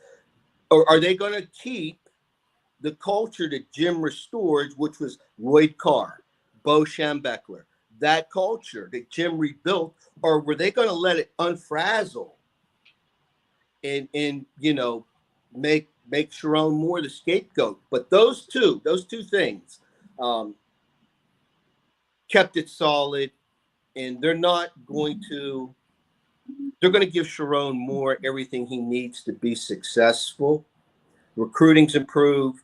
The weight room, the locker room was improved. They are investing in the program, which was absent. It was significantly absent during the Hoke and Rodriguez years. But again, that keeping Jim changing it back and signing Bryce Underwood, whether the kid's a phenomenal success or not, it was very important to keeping the Michigan mentality of what it's supposed to be, as opposed to the unfortunate years that it was during Hoke and Rodriguez alive. So yeah. Yeah, go ahead, gentlemen. Yeah, you know what? Black Hat, you got anything to say, man? You've been there quietly, and then we're gonna get to my man over here. How we pronounce your name, champ? Ive? Yes, sir. Yep. Ive. Okay, no, I don't mispronounce nobody's name. I'm going to clear out some space. I appreciate all you guys for your Dom, time listening to me. the Philip, Dom again, father. my apologies, Philip, for the misunderstanding on my end. I'm sorry about that. It's a pleasure to talk to you, sir. Thank you. On our head top, right? He be All on right, our head dog. top. Us Buckeye fans, he be on our head. Dom came in with the street sweeper and then asked questions later. Yeah, he I said, my respect bad, that, man. my Hey, I bad, my respect bad. that, The man. damage is It's the done. off season. It's the Nah, off no. season. It is a toxic relationship. But go ahead, Black Hat. You want to say something? No, I was gonna say them Brady Hoke, Rich Rod years, dark times. But but honestly, also, there's two things I'll say. 2011, shout out to 2011, because that was a good year. That was a fun year. I still remember that year. But the thing I was going to say is that that's what also helps out Michigan as well, because we've been through those dark times. We've been through the hard times. And that's what makes us better, because we have that grit. We have that grind. You know? Yeah. Where, like, with OSU, the mentality is we're always going to win. It doesn't matter. We're Ohio State. I think sometimes y'all need to get those hard times, those times that actually be in the mud. So it makes y'all tougher. Yeah. That's facts. Okay. One thing I'll say about Hoke before we move on, I'll say this. I know he gets a lot of crap from a lot of Michigan fans, but one thing I'll say about Brady Hoke, for the way those teams were less talented than Ohio State, I never thought it was a game where those boys did not fight for Brady Hoke. Yeah, And I'll give them credit for that. Those were some hard-fought victories for Ohio State, and those teams were they should never been on the same field as Ohio State. But even that 2013 game that went to that was like 42-41, I think it was. Yeah. Like we should have blown them out the waters, and yet they kept battling back. So I mean, I agree. I don't think Brady Hoke was that great of a head coach, to be honest with you. But I think for what he was given from Rich Rod and the success that Michigan still had under him in the pre-Jim Harbaugh era, I think he set Michigan up for the success that they had the following years with with Jim Harbaugh, because one, he recruited the state very well, and then two, he restored the culture, and that culture wasn't maximized under him, but he did do a large part to restore that culture at Michigan. Hey, I wanted to jump in here right quick. I don't want to waste. No, champ. Go ahead, brother. Get in the my kitchen. guy, What's New going York on? legend, my guy Johnny. I appreciate you for allowing us to use the platform just to kind of get our minds right, especially on this off season. I wanted to. Y'all may have already discussed this already. I jumped on late, and I wanted to ask Philip this because he seems like a reasonable Ohio State fan on there. Hey, but Philip, what is your thoughts on the DC hire? This may take away the reasonable part of it. Actually, I really think it was a great hire. And I say it's a great hire because I think we're going to be very multiple on our defensive fronts this year compared to years past where we've been kind of stingy with the 4-2-5. So I really just think we're going to be a lot more multiple, and I think I really wasn't that biggest Jim Knowles fan. I think a lot of times our talent on our defensive side made up for his I agree with being that. stubborn. I So agree I with think Matt P is going to be a better ODC that's going to listen and pretty much mold our defense to what Ryan Day wants it to be, rather than having Jim Knowles kind of just in there doing whatever the heck he wants to do. Okay, because I was sitting here. I don't really know the guy that well, so I can't really like judge. And I look at things logically. I'm not going to be biased because I'm a Michigan fan and immediately say, "Oh, he's trash." But majority of everybody and very good analysts as well has been saying that this was a bad hire. And I'm like, why? I was sitting there, I'm like, I got to really speak to an Ohio State fan and really see their point of view. And they were just going based off like him being at Detroit, being with the Patriots. And when he was with the Patriots, it was Bill Belichick that was really like running the defense. So that didn't really like count. So I was just kind of curious to see how that worked. And then another question I got: what do you think about what you think you guys' record's gonna be next year? All right, so to answer the first part, I really think, and this is one thing I was talking to Maniac and Johnny about. I really think there's a big difference between the NFL and college football that a lot of people forget. Facts. When it comes to coaching, when it comes to scheme, when it comes to personnel, it's a lot different. It'd be one thing if Matt P was going to like Iowa or he was going to Wisconsin. He's going to Ohio State where we're at 10 out of 12 games, we're going to already beat most of the teams just based off of pure talent. Facts. And so that's the big difference between college and the NFL. And a lot of times I really think, Matt P, he may not have been the best guy to kind of coach grown men. It takes a certain type of personality to kind of be able to relate and to kind of, be those type of guys, defensive coordinator or a head coach. Mm-hmm. He's kind of seen as like a nerd. And in my type of, and from what I've been told about college coaches compared to NFL, you being a nerd as a coach, it works out a lot better for you in the college game than does it really the NFL game. In the NFL game, you got to relate to these guys. They got to want to play for you. In college, these guys are just trying to get to that league, so they're already going to be invested into whatever you tell them because they're doing what they think is going to lead to them being in the NFL. And so Matt P has had success in the NFL. Granted, probably was a lot more due to Bill Belichick and Tom Brady than he even wants to admit it. But I think because he's been to the mountaintop where all these college kids and their families are trying to get them to, they're going to be a lot more bought into his system than I think those teams that he coached in the Lions, the Eagles, or even in New England than they were. So that's that first part. And the second part about our record, to be honest with you, if I had to go off the top of my head, I would go 10-2 for our 2 losses being to Michigan and to Texas, off of what I have available to me as of knowledge right now. That's my best guess is 10-2, but we're still going to be in the playoffs as a at-large seed. And because this is for Maniac and Johnny on this. This season, man, just seems very. This is a very interesting season we going into. Like, because I could be honestly as a fan, like I don't know who's there's no outright leader to where it's like, oh yeah, ain't no. I don't know who's going. I can see them winning, or you get what I'm saying. It's like it's kind of blurry in a sense. Like, you get what I'm saying? Or do you guys got anybody that y'all know a team like, oh, they're gonna be some dogs this year? Like, Georgia usually we'll be confident in Georgia and be like, oh, Georgia, we know they're gonna do what they do. But I'm not even really all that confident in Georgia. So it's like it seems like it's open this year. Hey, do you guys want to know one Big Ten team I think is going to be a dark horse to actually make a run in the playoffs this year? Illinois. I knew it. I think the national media is sleeping on them, and the way those guys were playing this year, they didn't lose nobody. Everybody was returning for their team. Hey, Philip, and defense. You know Ohio State played them at Illinois night game. Yeah. I think we're going to win. I think we're going to win that game, but I still think based off of that may be the only loss in the Big Ten, in my opinion. I really think they're a dark horse to win the Big Ten. If I was a betting man, I'll put money on them to win the Big Ten. Yeah, In my personal opinion.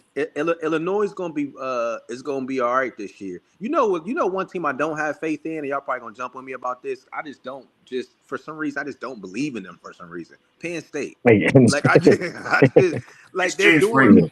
They're following the formula. I do like what he's doing by all the shout out to us Michigan fans, Jim Harbaugh giving other teams the formula on bringing veterans back, adding things from that's from us. Seems like people are following the formula. Ohio State. Now it's Penn State, but I don't see Penn State really. I don't know what it is. I just can't see it for some reason, man. Like Johnny. What's your thoughts on that, Johnny, about Penn State? Penn State, this a prove a year for them. I mean, you proved a little something in the playoffs, but to me, this is the year they're supposed to win it because they're going to be in probably the top 5 when the season starts. But the big question will be, can they beat Ohio State? If they can't beat Ohio State, I don't think they're going to win the championship. They need that. They need that win. They need it. They do. They need that win to get over that hump. Okay, we can play with a team at the highest caliber, which Ohio State is. So they need that stepping stone. If they find a way to beat Ohio State, Penn State might actually do something, but that's a big if. I don't think they will beat them. You know what? I didn't even see it, but the thing is for me is they didn't even make really any improvements this offseason. Like, yeah, they brought everybody back that they could bring back, but what improvements did they make to the offensive side of the ball? What improvements did they make to the defensive side of the ball? Yeah, the transfer portal, they ain't really hit nobody up. Yeah, well, they took your DC for one, right? That's it. I know. No. I'm not saying that's the clincher because we don't know. You gotta favor Ohio State. All right, so look. So these are the 3 things I think going into the season. I'm talking about the traditional Big Ten teams. The Pac-12 teams are still getting acclimated. I'm talking about Penn State, Michigan, and Ohio State. These are the 3 things that's important for each team going into this season. James Franklin must beat Ohio State this season. This is like a must win for him. Whether it happens or not, we don't know, but this is going to be his best year to beat Ohio State in a long time. Whether it happens or not, we'll see. For Michigan, we must make the playoffs. At least make the playoffs. Whether it be a first-round exit, second-round exit, just get to the playoffs is going to be huge. We cannot duplicate another 8-5, 7-5 season. We can't do that. And for Ryan Day, being that he won the Natty, cool. He has to beat Michigan at least. I think OSU fans will still be upset if they don't win it all, but I think they'll be all right with that. But he has to beat Michigan. 5 in a row is just it's not gonna sit well for the fans in Columbus, nor the OSU fans. Now, of course, if you lose to Michigan and win the Natty again, that's a whole different story. But I think those are going to be one of the 3 biggest storylines going into this season is can Franklin finally beat Ohio State? Can Chiron make that leap from bowl to playoffs? And can Ryan Day finally get it done against Michigan? And you know what? And this shout out to Johnny for this because I've been following his channel for years. It's funny. My son called me out on that like, Dad, you've been following Johnny for like 5 years now. I'm like, dang, I have, haven't I? But one thing he used to say, and I didn't realize how important this was, like beating Ohio State, especially, it's really a mental thing. Exactly. Like I remember Johnny used to always say that we couldn't really there was some seasons to where Michigan had, I won't say we had the exact talent or whatever that they had, but we were there. But it just seems like right when it was clutch time, we just could never get over the hump. And I remember Johnny used to always say it's because we ain't mentally there. We got to get Don Brown's ass up out of there. Like, he's just going, see, people don't know too. Like, and I remember, and like just coming in, because people was like getting on Johnny used to rip Michigan.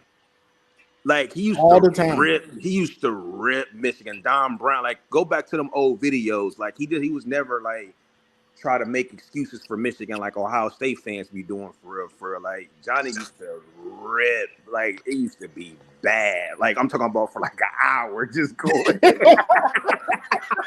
And you know Hated when Johnny get in the kitchen, he gonna make a Thanksgiving meal. It come with that and dessert, and he dishing out dessert. He was going in. What was that year when? I remember that year. Haskins. When they it was like 62 to something, and they went. We was on a revenge tour, and Ohio State did us dirty. 2018. Man, listen, hey, it wasn't even 30 minutes before the game was over with. I just seen a notification from Johnny. I popped in or whatever. Johnny would start going crazy. I don't miss them years, bro. I have a heart attack now from them. Hey, that was a great day. That was a great day. Man, I was like, but nah, he really was going in. But I don't really see like a clear cut runner for the Big Ten. So it's gonna be very, very interesting. My stance also, Johnny, I agree with you on this. My stance changed with Bryce Underwood. I think you just need to throw him out there and play. Like just get him out there and get it popping. Don't even sit and but it is what it is. Yeah. Hey, can you guys hear me or no? Yeah. We hear you. Kind of do you? That's what's up. Hey. So Illinois is my dark horse. They worry me a little bit, man. Illinois and obviously the Michigan, the Michigan game. Penn State. Penn State's going to be good, dude. They got. The terrible twos at running back. Those guys are going to be good, man. I know they still have James Franklin at their head coach, but run the ball, play defense. Yeah, that's Big Ten football, man. That's how you win. And that's how you win a national championship. Run the ball, play defense, and shut your bleeping mouth. Yep. Hey, it's funny. It's funny you said that because it's like I wonder if. I'm very curious to see what Brian Hartline's approach is because he's a receivers coach. Yeah. So is he gonna be like throwing it like he want to, but or is he gonna be quiet and soft? Yeah. Like Johnny would say, or is he gonna get that hard hat on and it's in the trench? He's gonna run that rock. Johnny be going in. That's where we're at, man. We're in wait and see mode. When you're good and you just look at Nick Saban, Alabama's Nick Saban teams. Every year when they would win a national championship, they would lose all their coaches, offensive, defensive. They would lose all their coaches, and he would have to go out and scrounge up some more guys. And that's where we are. And you know what, Michigan guys, I don't like you guys. Johnny, you're fine with me. Marmar, you're okay with me as well. But you guys had to scrounge up some new coaches as well last year. So it's like when you're good, you got to scrounge up. You got to learn how to play the game. So, and here's the last thing I'll say, guys. I'll leave you after this, but the Big Ten is here, man. Yeah, here. I'm sorry, we're better than the SEC, and that's who I. Those are my rivals. Yes, Michigan is our rival, but I want to beat the SEC. I want to crush Tennessee. I want to crush Tennessee, Texas. I want to crush those people, man, because that SEC shit gets on my nerves. Pardon my language. I apologize. No, you good. You good. That gets on my nerves more than anything. No. So you're right, hey, Kenneth. Great show. Thanks for having me, Johnny. No, don't worry. Listen, you're welcome. You're welcome anytime, Kenneth. As you can see, look, man, it's a heated rivalry. Fans don't like each other, but one thing we do here, man, especially Johnny, we open the doors to the OSU fans as long as we come up here respectfully. That's all we ask. As you can see, we don't name call nobody. We speak to you like the grown man that you are. We're gonna talk our junk, but we're gonna do it respectfully. So yeah, 100%, man, thanks. Absolutely, and thank you. 100%. We appreciate you. All right, guys. I wanted to throw something else in there as well, and I'm gonna let you guys go. It's gonna be interesting with Ohio State to see what their offensive identity is. One thing I was proud of with Chiron Moore, and I'm proud to be a Michigan fan, is I feel like we know our identity. Like if that makes sense in a way, like we know and all else fails, if we can't pass the ball, if we can't do trick play, we can't do that, we gonna win or lose pounding the rock. And we're gonna go out just like that, like, you know. But it's gonna be it's gonna be very curious to see like how Ohio State, what their like offensive identity is going to be. Are they going to be a smash mouth, punch them in the mouth if they can't throw the ball? Are they going to be like a high flying passing offense? Like, when all else fails, if they stop the run game, or if they're what is it that they're going to lean on, as far as like their offensive identity, if that kind of makes sense. So it's gonna be pretty interesting for real. Yeah. I can't wait to see that. No, I agree. No, and to Kenneth's point, right? When he talked about the SEC and Big Ten, one thing I've always hated, right? This is the one thing I hated. The media. The media. The media made the SEC something they should have never been, right? Now, get it? They was winning natties, cool. I'm not saying that. But again, what does Mississippi State, Vanderbilt, Kentucky gain by Alabama winning the natty? I'm going to tell you. They gain nothing.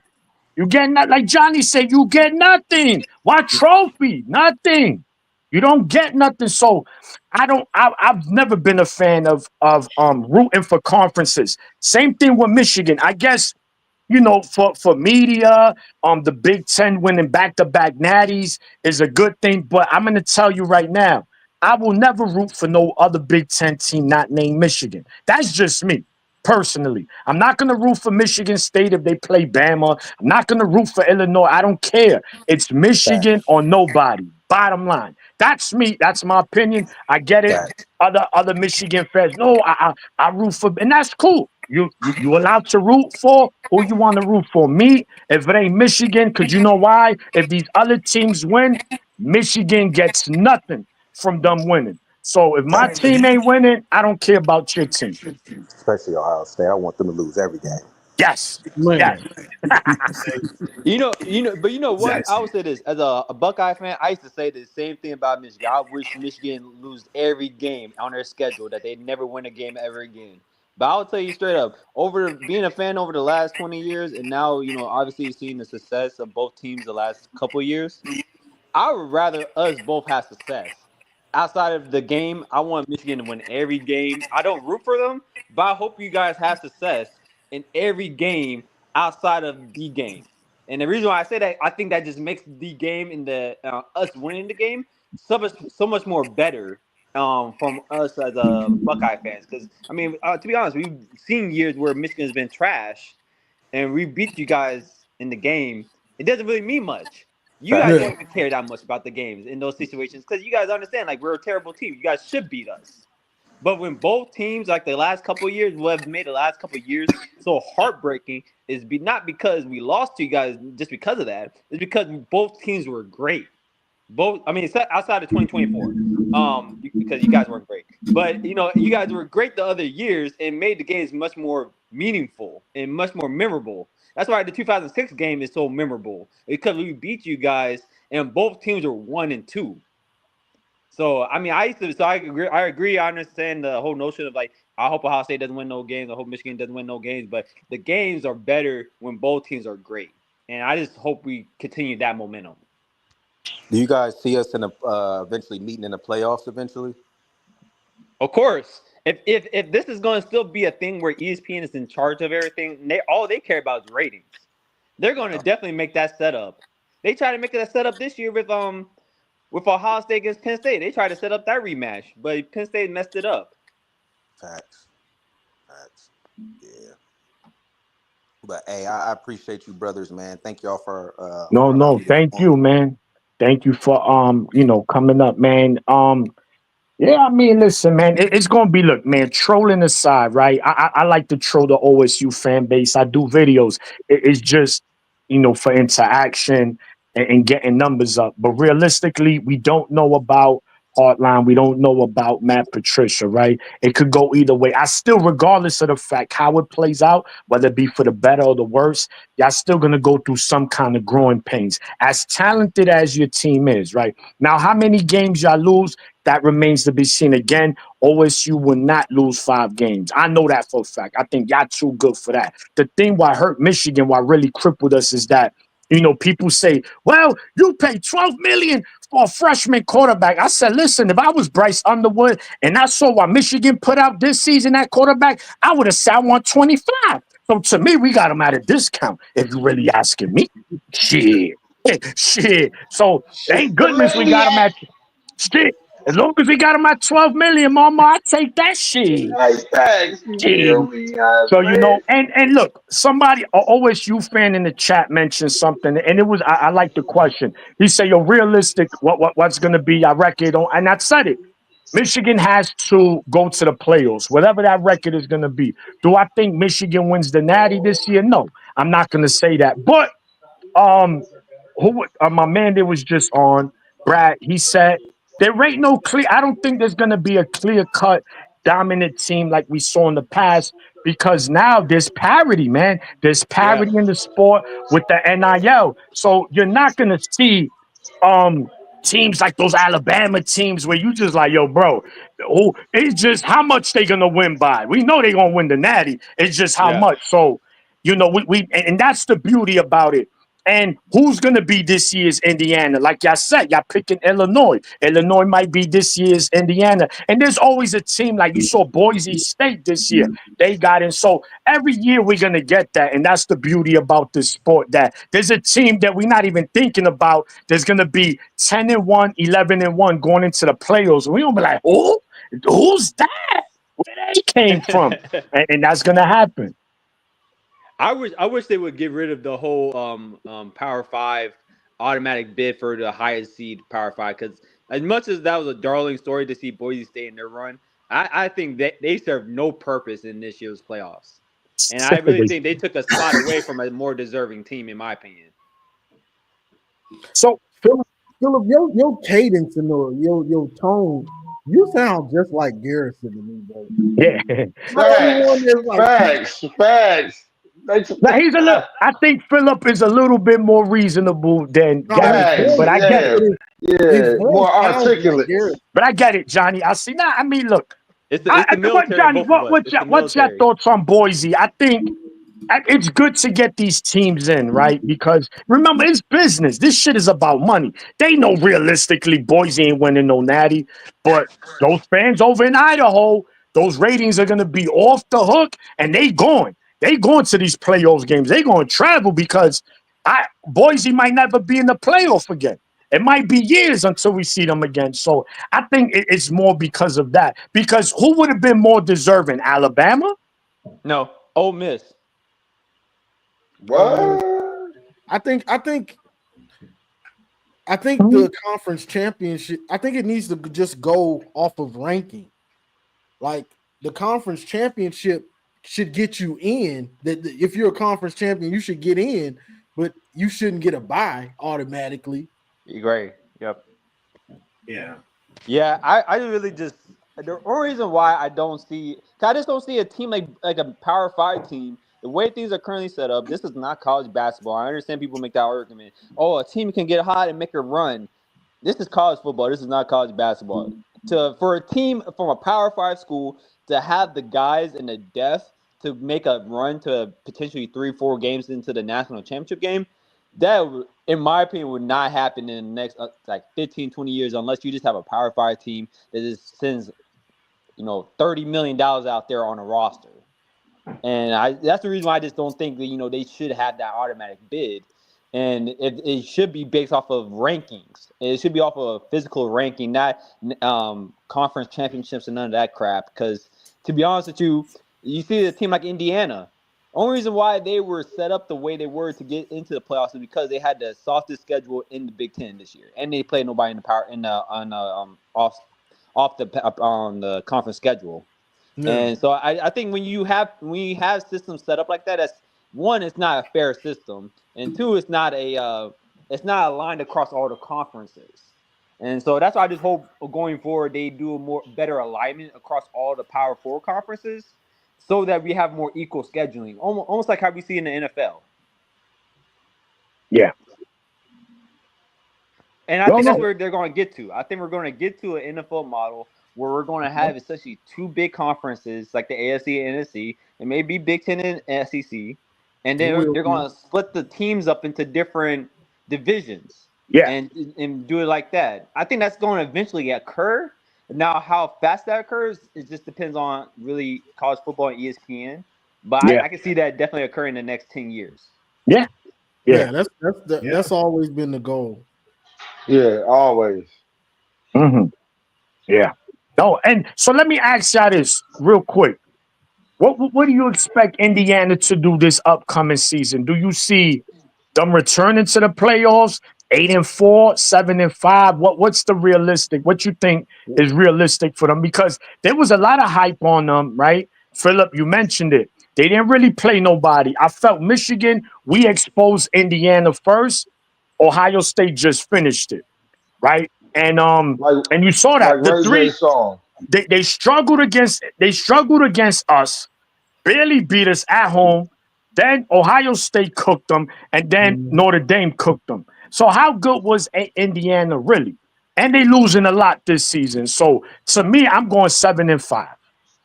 Yeah, I think they coming back down to earth, but they got an easy schedule. They got a very favorable schedule again. That's what I was about to ask, Johnny. Who was on their schedule that would give them problems?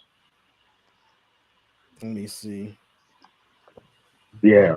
I know they first 3 games are easy wins. They play like Burger King Tech, Yeah. Taco Bell State, and then McDonald A&M, or 3. And then They got and Oregon, KFC Penn and State. KFC University. Yeah. See, and Their that's this schedule is is this is the easy, reason. bro.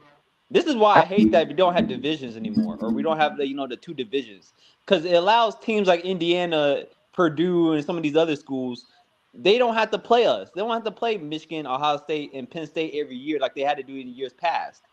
And those were usually guaranteed losses for these schools. And now they get to avoid 2 out of the 3 of us most of the years. That's true. And now with the Pac-12 teams coming in joining the Big Ten, that's going to take away from that as well. So yeah, Michigan, we at USC this season, which I think that could be a trap game, that could be a possible loss, because during the regular season, Michigan's record proves that going out west for a regular season game, we got a bad record, but hopefully that streak comes to an end this season, because I think USC will be better than last year, but I don't think nothing special neither. But it's college football, man. You never know, especially on the road, and that might be a night game on top of that. Hey man, our fan base is deep in California, so Yeah, everywhere. yeah. So Silicon Valley. that should yeah they should help Wine Country. Now I'll tell you this straight up. This is my bold take. I think Lincoln Riley gets fired after you guys beat them. And Johnny, didn't I mention that? I was like, what do you think if Lincoln Riley doesn't do good this season, does he get fired? But somebody said his payout is like retarded. So I don't know. Who, Lincoln Riley? Because didn't he just sign an extension? I think it's because he signed an extension like in 2022, I believe, right? 2022, 2023, he signed an extension. I think the year after Caleb Williams won the Heisman. I think that's why. I think he's probably one of those coaches that has like a 30 million plus buyout. Dang. What was my man from A&M? Jimbo. I heard it was like 70 M's. And they paid it out. Yeah. But that all you money in Texas, that all you money is different. Let me that's see. why our gas prices are going up, because we're paying for that buyout. That's what it is. Yo, Philip, that was a good one. So who's that, Johnny? That's Indiana's schedule? Yeah, this Indiana. All right, so let's see. They play the school of the blind week 1, okay. Illinois. Kennesaw, oh my, that's 4-0. Illinois is a loss at Iowa. Iowa, to me, those are 2 L's. They go on the bye. Oregon beats them. That's 3. Michigan State game could go either way. Is that UCLA game? That's at Illinois? Yeah, Yeah. Bloomington. Yeah, so that could go at Maryland, could go either way. Penn State, that's a loss. And I think Wisconsin gets them. So that's 5 for me. Yes, I 7 say and 5. 6-6. I say 6-6. I think Yeah. they lose to. I think they lose to Michigan State as well. 'Cause I think Yeah. Michigan State's gonna be a lot better this year than people are saying. And I said that, Yes. Philip. I That said the quarterback. same thing. I Child, said the same tomorrow, thing. that's going to be crazy. And they have No, Marshall, receiver. Who's the receiver they have as well? March. That's really good. Hey, I got this to say about that. A couple shows ago, on somebody's show, they said what will be the tough matchup for like the sleeper game for Michigan. I think it's going to be the Michigan State game. Why? Because of Childs, and if Underwood is starting, they're gonna how the media is gonna turn that into in Michigan, especially in Michigan. Underwood versus Child. Who's gonna win this game? But I think that's a sleeper game because Child's gonna be fully equipped in that offense now, and it's gonna be a good game, man. So watch out for Michigan State too. I mean, Michigan should win, but people got to understand, man, rivalry games, records don't matter, man. Records don't matter, but it's going to be interesting, man. Again, if Michigan just could continue to be who they are, their identity, man, which is just physical smash mouth. And, that's another reason, Philip, that Michigan was also able to beat Ohio State them seasons because we was a stubborn offense. We just gonna continue to run it. And I think a lot of these teams panic, like, no, stop running it. Let's throw it now. And I think that's where it goes wrong for them. Michigan is willing to be stubborn against Ohio State. And they know that eventually you keep hitting that brick wall with the mallet, bang, bang, it's gonna break. It's gonna break. And Yeah. and it's proven it 4 years in a row. I know in the 22 game, people like, oh, it was just 3 plays. But listen, at the end of the day, while Michigan, how they finished that game off was the Dom's 2 big runs. So it comes down to them trenches, man. I can't wait. It's gonna be a hell of a season, man. But my brothers, Johnny, Philip, man, it was a pleasure, my brother. Respect to you. Marmar, my brother, my man All right. Black Hat, my brother, all of you. Enjoy the rest of your Sunday, man. And I forever. subscribe to your boxing. I Yes. subscribe to your boxing Yeah. thing. So Anybody man, I want wants to to come talk on there. boxing, hit me up. I want to come on there and cook with you, man. I got you. I I'm know gonna my send you. boxing, bro. I'm Yeah, gonna send I you. know I'm my gonna boxing. listen. Don't be talking about Muhammad Ali. He don't fight no more, Mama. I just Now we ain't. Nah. I'm gonna talk about Joe Lewis. You know what I'm saying? Your mama. We go live Wednesdays, every Wednesdays. I got you. I got you, big dog. Yeah, appreciate it.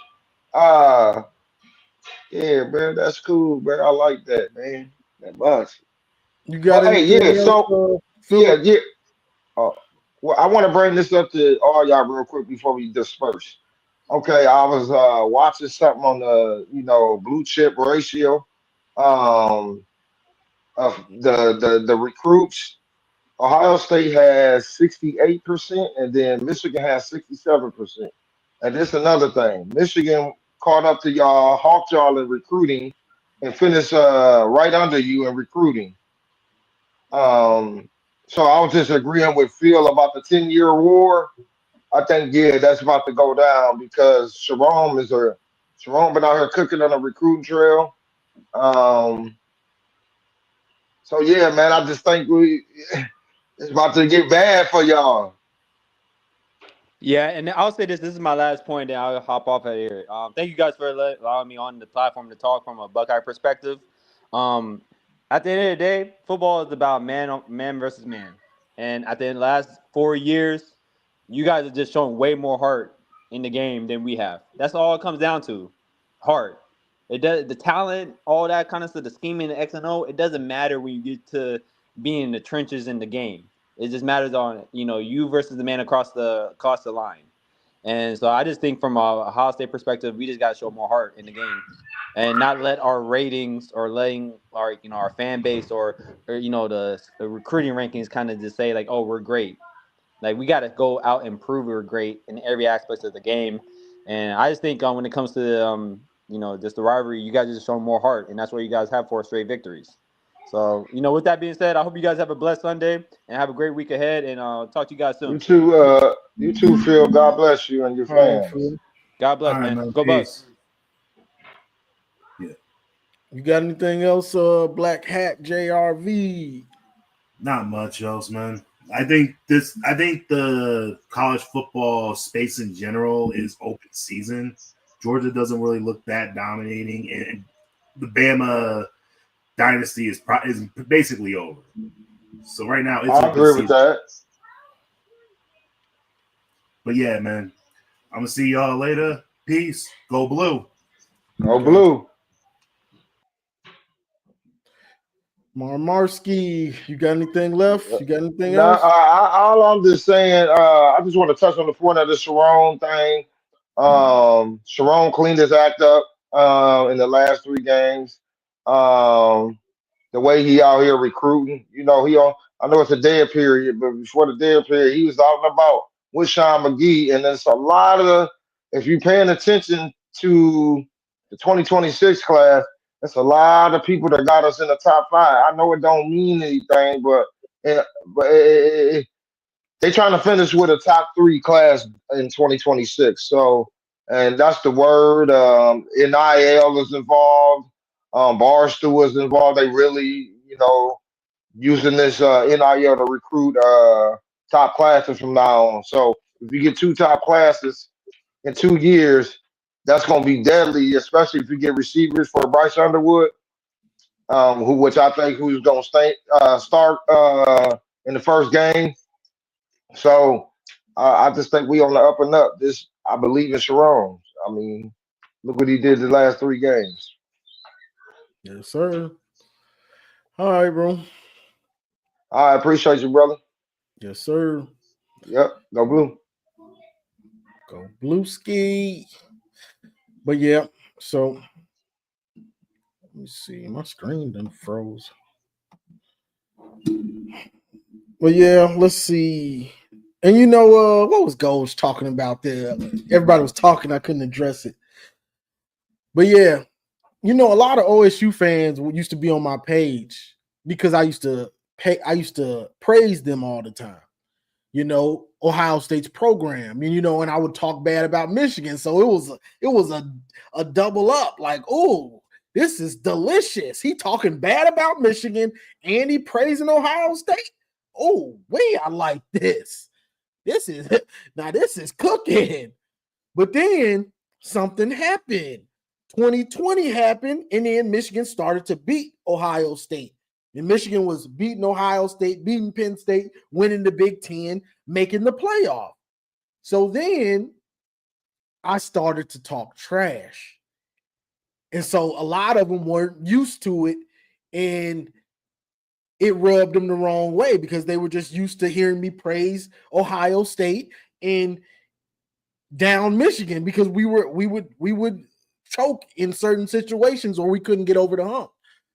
So then when we started winning and I was able to talk my stuff that I've waited for a long time to do, they was like, man, he talking about us this bad. He talking about us. Yeah, I'm giving it to you.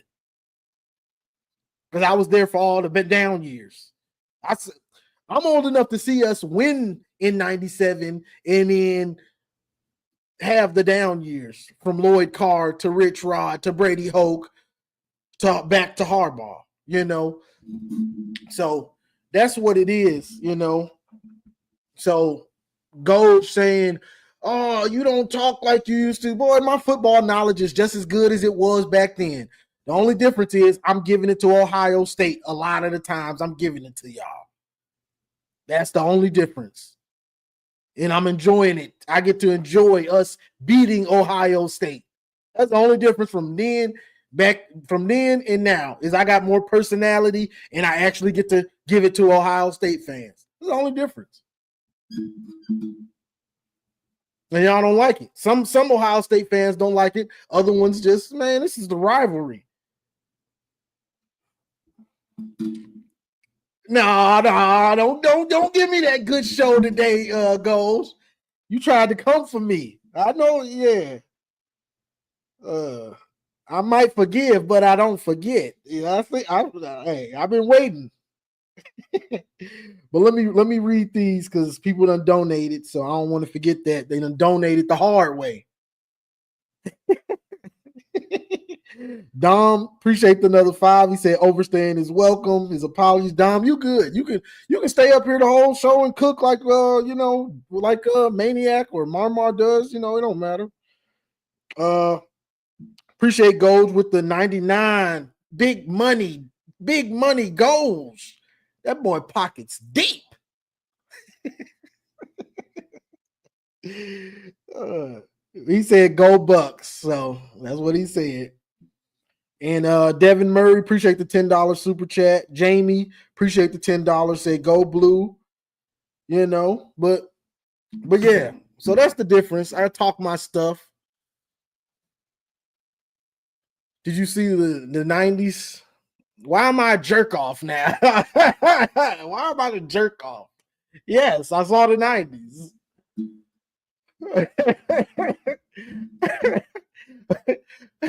Why am I a jerk off? Hey, see this keep me sane when y'all do stuff like that. This is for you, Kenneth. What can we say about this guy? The ancient Romans had a word for it. Asshole. Ooh, that hit every time. It hit every time it hit. But yeah, I appreciate you, Dom. Johnny, you do hold Michigan accountable. I just joined your channel last year, but and that's the thing. I'm the hardest person on Michigan. I'm the hardest critiquer. I think that's a word for Michigan against Michigan. You know, and I don't care who it is. That's the thing. I don't care who it is. I don't care if it's a coach. I don't care if it's a ball boy doing something stupid. I'm on his head. I don't care who it is. Chiron, it doesn't matter to me. I don't care if it's the quarterback, the safety, the running back, the lineman. I'm the hardest critiquer of Michigan on the internet. Easily. I hold Michigan accountable every time. Every time. You know, so it don't matter. It don't matter to me who it is. You know, what play, what game.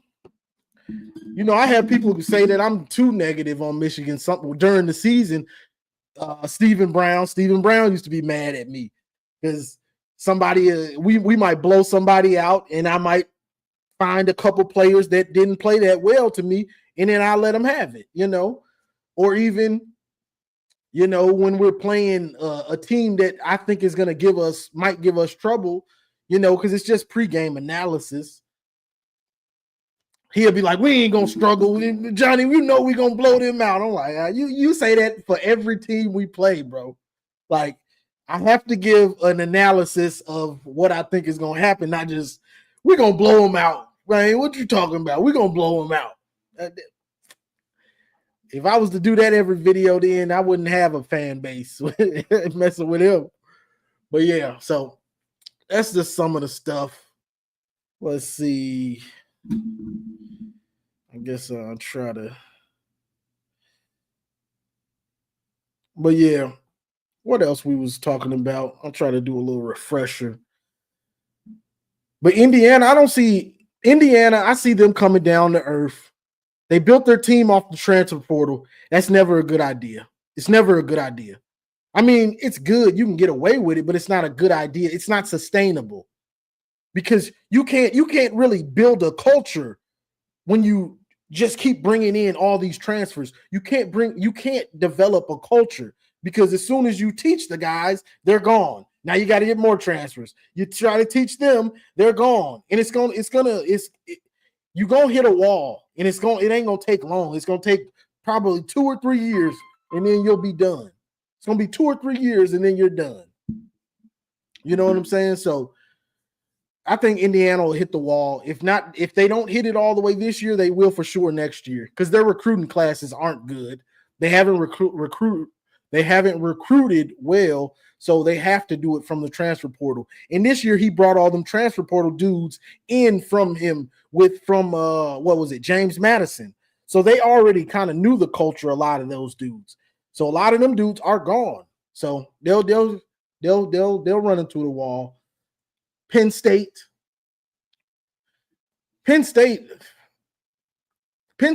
has, okay, let's look at it like this. Penn State has what Michigan 2023. You got close. You're banging your head against the wall. You get all these juniors and some of these seniors to come back. Okay, that was Michigan. We win the Natty. Ohio State.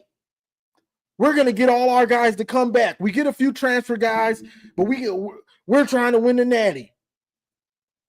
They somehow win the Natty off of that.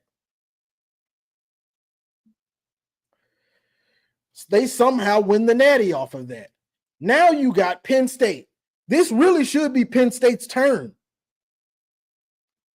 You done smacked your head against the wall. You got pretty close.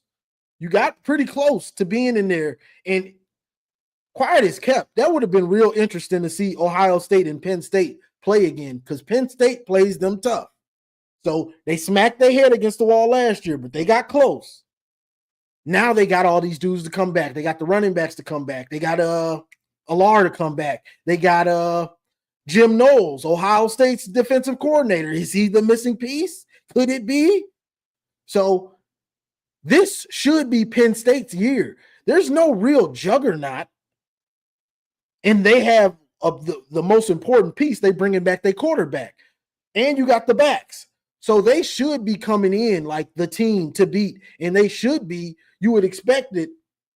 This should be their championship year. But that's a big if because James Franklin is not a big game coach. James Franklin, can he beat Ohio State? If they beat Ohio State, I might say, all right, Penn State might win the championship. If they don't, I'm going to say the same Penn State. They can still make the playoff, but I won't put any faith in them.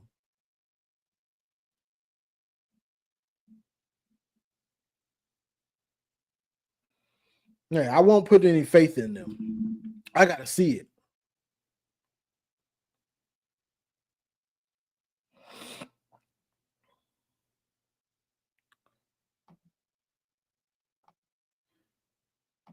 What you say, Indiana has the 16th best transfer portal. What Indiana is doing is using the portal for a few seasons while recruiting a future nucleus for that to work will require they recruit. And that's what I'm saying. That's why it ain't going to work, brother. That's why it ain't going to work. I already done looked up they recruiting classes. It's not sustainable.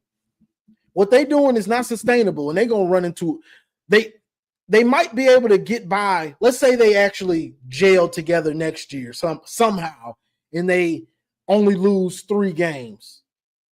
It's still not going to be sustainable because their recruiting isn't good enough. You know what I'm saying? They're just really lucky that the Big Ten schedules are somewhat easier right now because they want to try to get as many Big Ten teams into the playoff as possible. But what they doing, it ain't sustainable. They're gonna hit a real wall one of these years. It might be this year, like Maniac was saying. But they're trying to get all those transfers. That's not how you build a winning culture. Hell, we saw it with what's his name? Mel Tucker. We saw it with Mel trying to live off the transfer portal. hey, Penn State trying to get all y'all, trying to get all of Ohio State. Hey, let's bring them. Okay, we need them. Hey, Jim Knowles is coming, and he got the blueprint. Jim Knowles got the blueprint, and he took it to Penn State. Wow.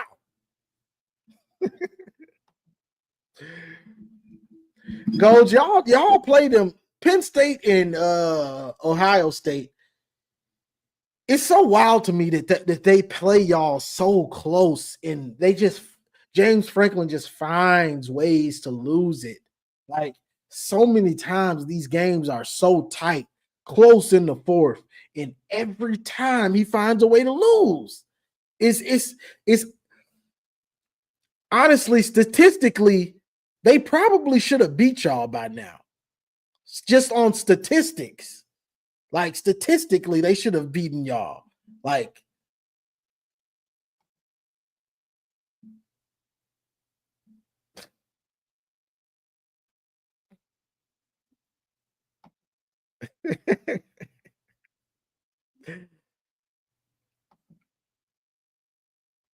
they play to lose. Close isn't a stat. I mean, close is just look. It is what it is. It ain't got to be a stat. It ain't got to be a stat. That's just what it is. I mean, what are we talking about? Those games are close in the fourth. Sometimes they close in the last couple minutes. Like, that's just what it is.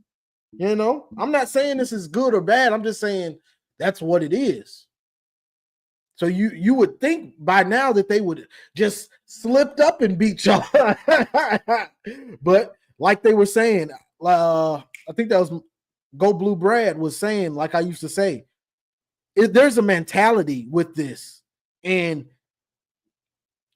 for Penn State to try to win the Big Ten, win a national championship, it is crucial that they beat Ohio State, because Penn State has a little brother mentality when it comes to Ohio State. Michigan had it.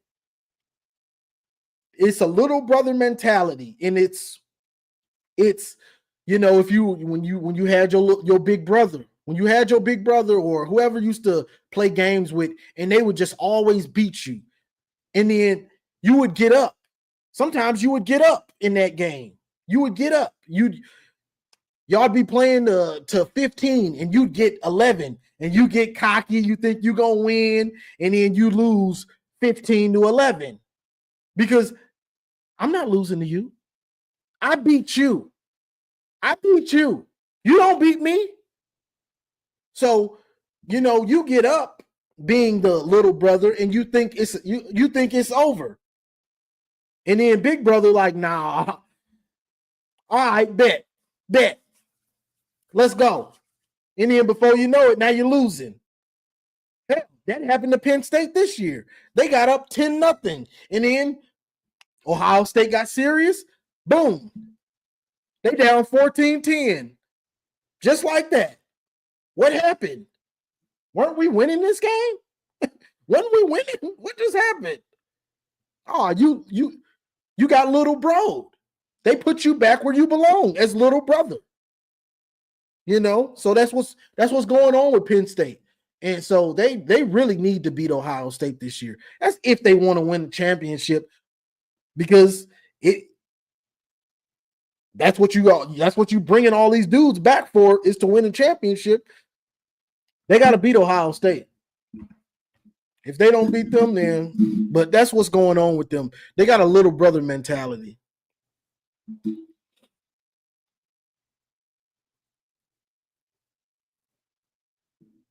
Yep. Penn State is Baskin Robbins comfort food. Hey, you wrong for that, goals. You wrong. You ain't right.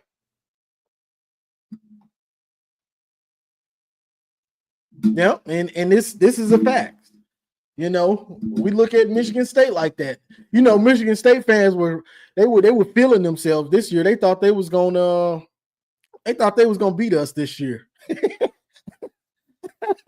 Hey, Michigan State thought they was gonna beat us this year. They was feeling themselves for some of the year. They thought they was gonna beat us, and then they got a controlled butt whooping. Like, bro, y'all ain't that. We might be down, but y'all down and out. Shout out to James Brown and Kanye and Cameron. Yeah, we down this year, but y'all down and out. We ain't that. We gonna muster up enough offense to beat y'all. I don't know what you thought. Sparty. You know, what's the name? The Justin Spiro dude. go, OH, all that type of stuff. Sparty is in a bad place right now. They pathetic right now too. Buckeye Scoop wants Ohio State fans to think Michigan fans are worse than terrorists. Hey, they do. Buckeye Scoop is pretty wild. You know, I used to try to watch them just to see what they were talking about because it used to pop up. And then when I would get in the chat, I noticed, once you get in the chat, you realize that they don't even want Michigan fans to comment really. So, but some of the stuff that they say, it's just wild. Everything is death and doom and gloom when it comes to Michigan. Like, you'll never get a reasonable take from a Buckeye Scoop. Like, nothing they say is reasonable. It's all doom and gloom. Michigan was just a QB out of the football narrative last year. That's a fact, Goals. That is a fact. Michigan had a quarterback. Who knows what could have happened, Who knows?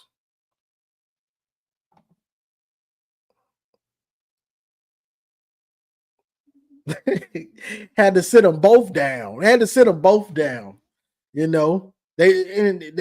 had that cocky, Michigan is down. We guaranteed to win. Ain't no guarantees on that field. I hate to break it to a lot of people. Ain't no guarantees on that field. There's not. Because football is such a physical game that if you get too cocky and you get too arrogant, you're going to get put on your butt. Football is about discipline, execution, game plan. That's what it's about. So when you get too high and you get too cocky, you make mistakes. You take that other man for granted. Football is a physical sport. So you can't take anything for granted because whether you're a big dude, whether you're a little dude, you take him for granted because football is the one sport where you can literally in your mind go crazy. In your mind, you can go crazy and you can, if they throw that ball across the middle, I'm about to take this dude's head off. I don't care who it is. I don't care if it's a tight end. I don't care who it is. I'm taking this dude's head off. I don't care if I get kicked out of the game. I don't care if coach sitting me down. I've had enough. I'm taking his head off. You can literally think that way in football. Like football is the one sport where a player can be average. He's average. And then something snaps in his head. Maybe his parents been bad to him and he's had enough. Maybe his girlfriend's been bad to him. Maybe his teachers done said something to him. And he can snap and he can turn into a Pro Bowler for this game just off pure emotion and hate for whatever going on in his life. He's putting it all on the field today. That's what makes football great. Let me bring up my brother. Let me bring up my brother from another mother, Garrison from the Voice of College Football. I got an intro. I got a special intro for you, bro. What can we say about this guy? The ancient Romans had a word for it. Asshole.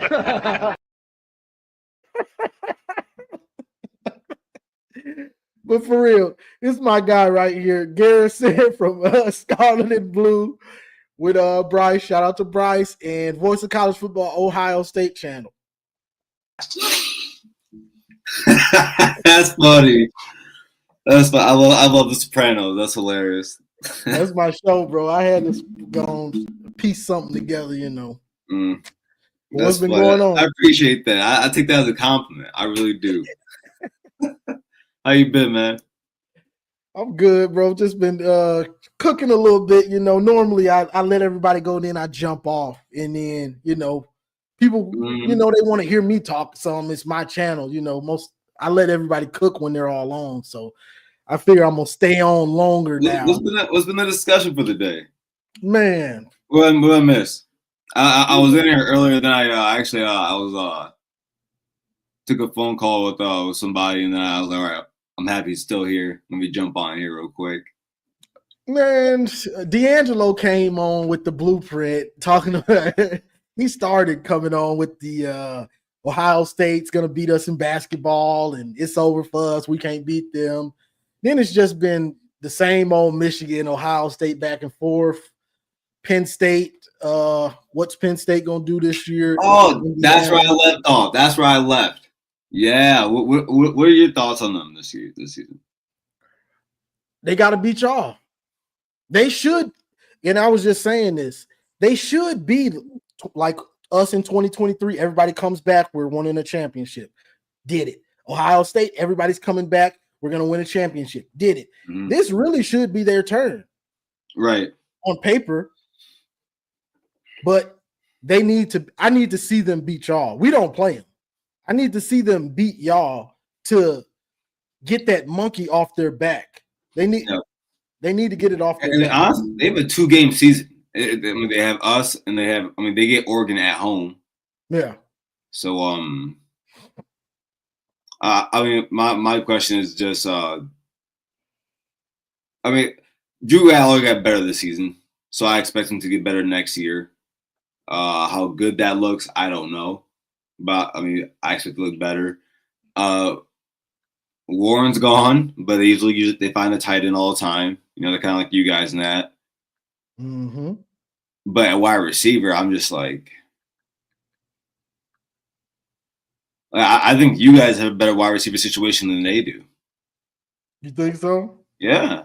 You got that guy from Indiana, the big receiver, who's he was out last year off his injury, but he has some productivity. He's shown something from a season 2 years ago before his injury.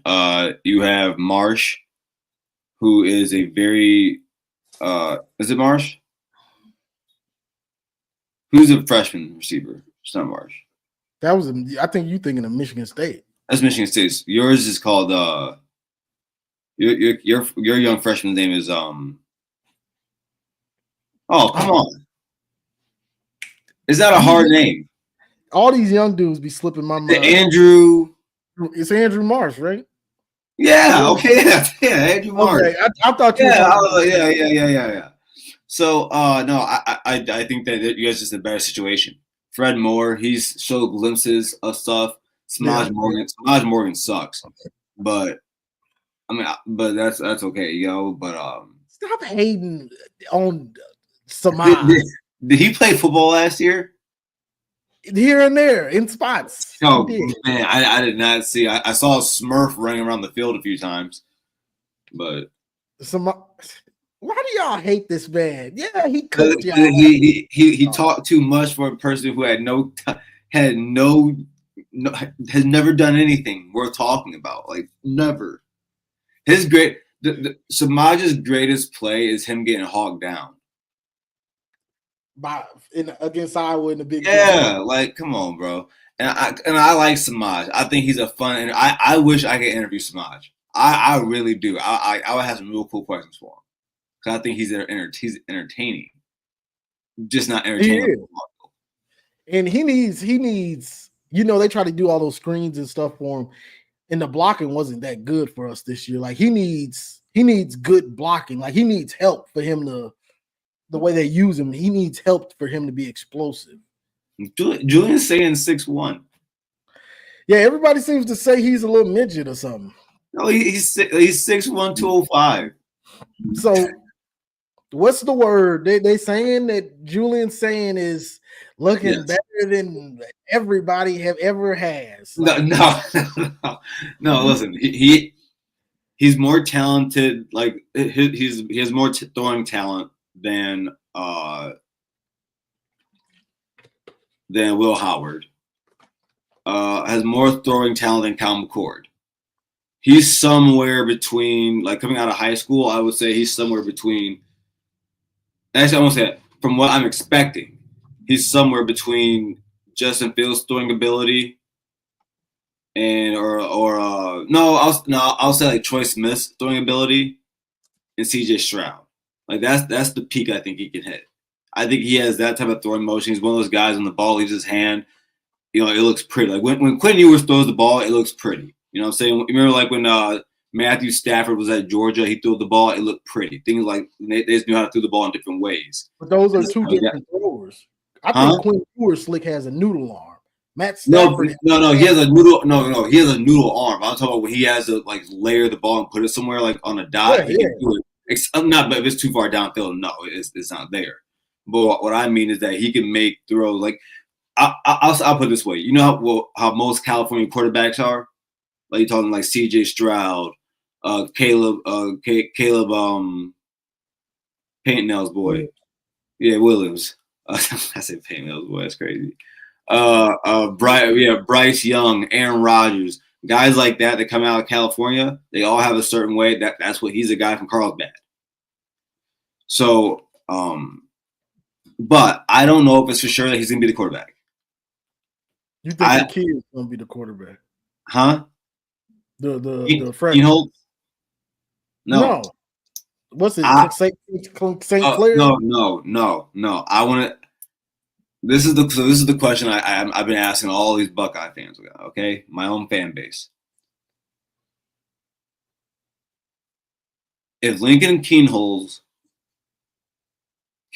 is 85% of the passer or 80% of the passer that Julian Sand is, do you start him? Because now you're getting a 6'3", 210-pound quarterback who's really athletic. Is he? Yes.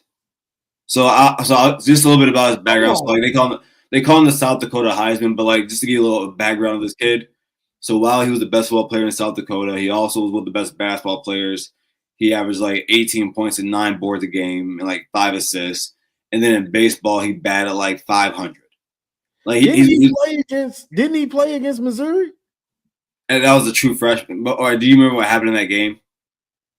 See, you got to remember, we had to replace 2 of our starting offensive linemen. Devin Brown came in the game. Lincoln Keenholz was a development. He was like a development project guy. He's not like a guy that you expected to play really early at Ohio State. He was like, he was a 4-star, but you could tell he was going to have to be developed. So coming into that game against Missouri, when Missouri was actually had a good defense 2 years ago, especially on the defensive line, that was a bad situation for him, and it just is what it is. Like I didn't expect much of him in that game. Like I knew when Devin Brown got injured in the first quarter, it was a wrap for that game.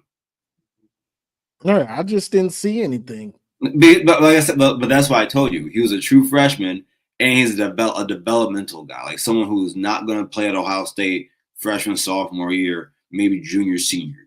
So he's a junior now. You think that's who you want? No, it's not who I want. I don't give a damn who's the quarterback. Boo the Fool can be the quarterback for all I care, as long as he gets me wins. So my thing is just like, what do you do? Like I'll give you an example. Even if because it's not that Julian Sand can't run the ball, but like say if even if Julian Sand's having a good year, remember when we had Cal McCord, Devin Brown, we would bring Devin Brown in some packages to run the ball. Maybe throw a few passes. We can do that with him. We can use him like a Chris League, Tim Tebow situation. Things like that. Not saying it's going to be that successful, but in doing that type of manner. So you think? Yeah, South Dakota Heisman, baby. You mean Tim? Like 100 people out there. But you got to wait. But Johnny, you got to admit, being like the best football player ever, 18 points, 9 boards, 5 assists, and batting 500. And you're the pitcher. He's one. Hey, he's one of those all-American guys, man. Listen. I mean, the thing I don't like about that is that's a winner. You know, because he might be. And that's my. And Johnny, this is why like it keeps getting blown off from my fan base. But I'm asking, what if he goes up there and just games?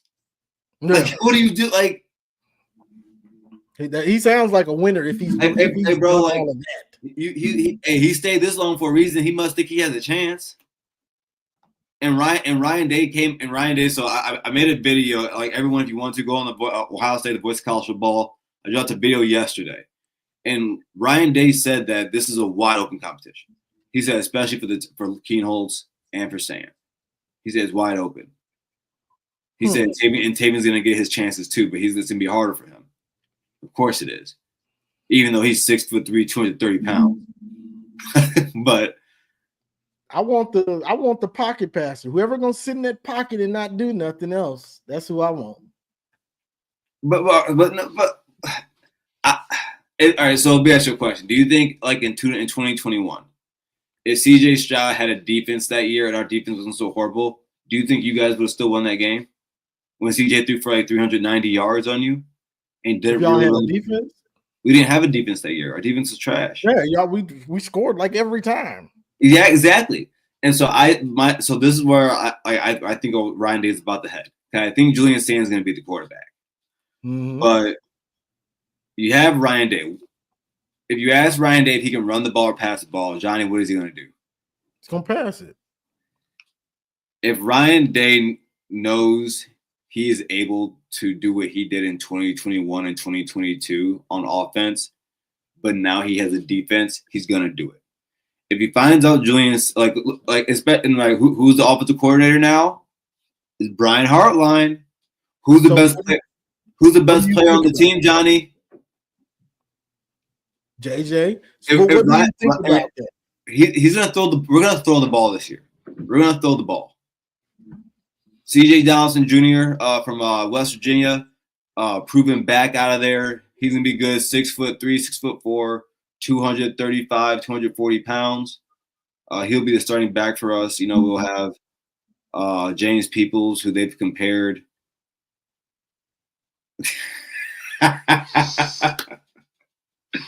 Hey, listen, unapologetic. If you want, I get my Juneteenth one. I'll put that up too. Yeah, we can keep it black and lovely up here. I really do got it. It's over in the. But no, man, I really believe Ryan Day is gonna go back to throwing that ball, and he's gonna do it now. Do you really want that? If we have a defense, yes. Because John, you gotta remember, and like we can still do it this year, but you haven't seen it as much. If you remember, like when the CJ Stroud years and the Justin Fields years, if you went down 21 early to Ohio State, if you went down by 14 early to Ohio State, it was a wrap because the passing game was never going to stop. It just wasn't like if you let Ryan Day's offense get going like that, it was a passing ball, it was a wrap. Justin Fields was scary. Him and Dobbins, boys. Bro, people forget going into the playoffs, Justin Fields had 40 passing touchdowns and 1 interception. So, like, if you let Ryan know he can pass the ball, running when he needs to and wants to, and then he can play really good defense, he's gonna do it. As good as this team won the championship, we still haven't had a team as good as the 2019 team. Not the peak level. That team's peak is too high. Okay. So, I don't think it's gonna be. It could be this team, but it all depends. Like that's a lot to ask. We had Max Clare at tight end. What are you gonna have? 20 catches? Y'all don't use tight end. But here's the point. He knows. But here's the thing. When you have a first-year starting quarterback, Johnny, what position does it really help to have? That's really good. Tight end, if you use him. No. All right. But when we need him, but think about it. When we have Jeremiah Smith out there, Carnell Tate, Brandon Ennis, and then let's say we throw Mylan Graham out there. By the way, by the end of the season, he will be the second best wide receiver on the team. So get ready for that. But then you got covered Max Clare. Damn, Zeke Berry, that's a lot of man for you to cover. Damn, Zeke Berry, that's a lot of man. Wow. Damn, Zeke Berry, all 5'90". That damn homie. Bro. Damn, homie. You hold on, bro. My fault. I didn't mean to name drop like that. My fault. I didn't mean to call out. See, you know, it wasn't long ago. I remember you used to wait in the car. And as far as I'm concerned, you should still be there. That's for you. Don't drop my boy Zeke's name after he did what he did. Like talking about he 5'9" and stuff. Why are you still doing that to Zeke? He looks like me out there. Bro, Zeke does not look that little. He's for little. One. He does not. He's like Kai Cenat little. Oh hell no! You're holding on to that take that you had before the game. You holding on to it. You thought he was gonna get destroyed. You thought Zeke was gonna get destroyed, and he showed up. He has up and down. So this will be his junior year, right? Yeah, this will be his junior year. Yeah. So that was his first time starting. Freshman year, you saw some bad games, but you saw flashes. I think this past season we saw more high level play with still a few bad times, but the bad times weren't as bad. I think this upcoming season you're probably looking for Zeke Berry to have more consistency, more leadership. He didn't get consistent until he went to the outside. Yeah.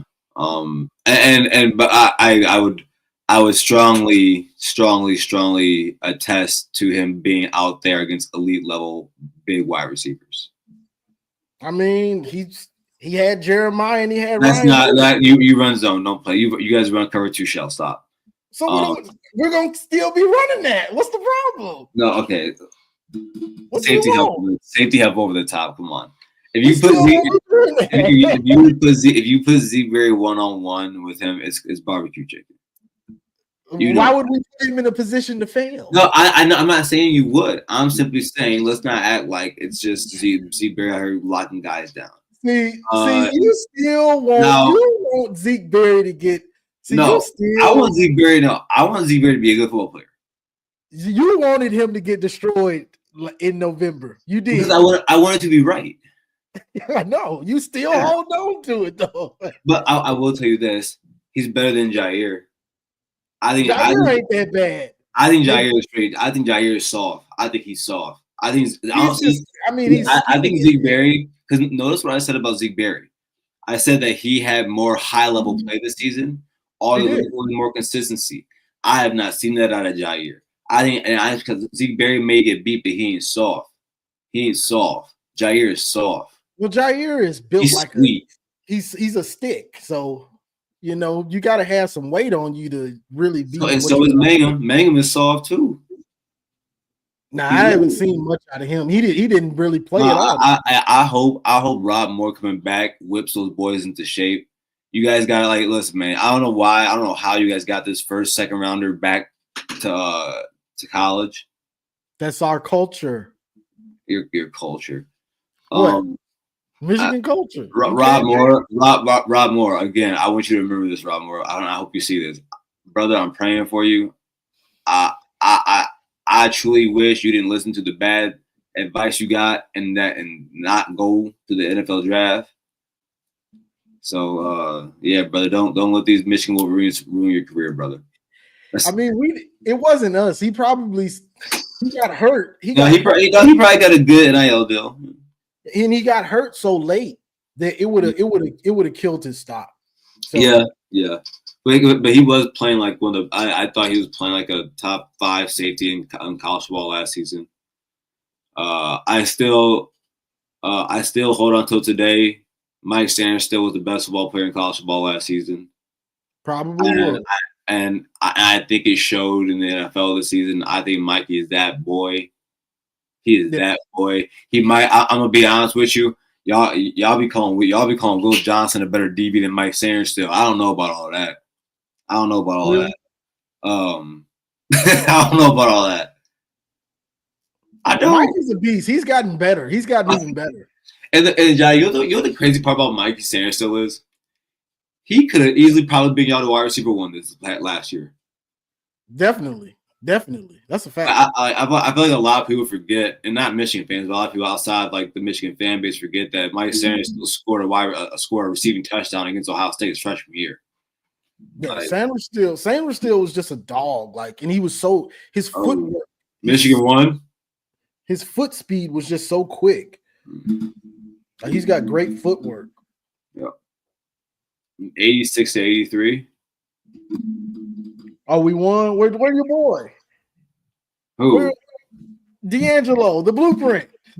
Oh, Ryan Day got the blueprint. Yeah, he won.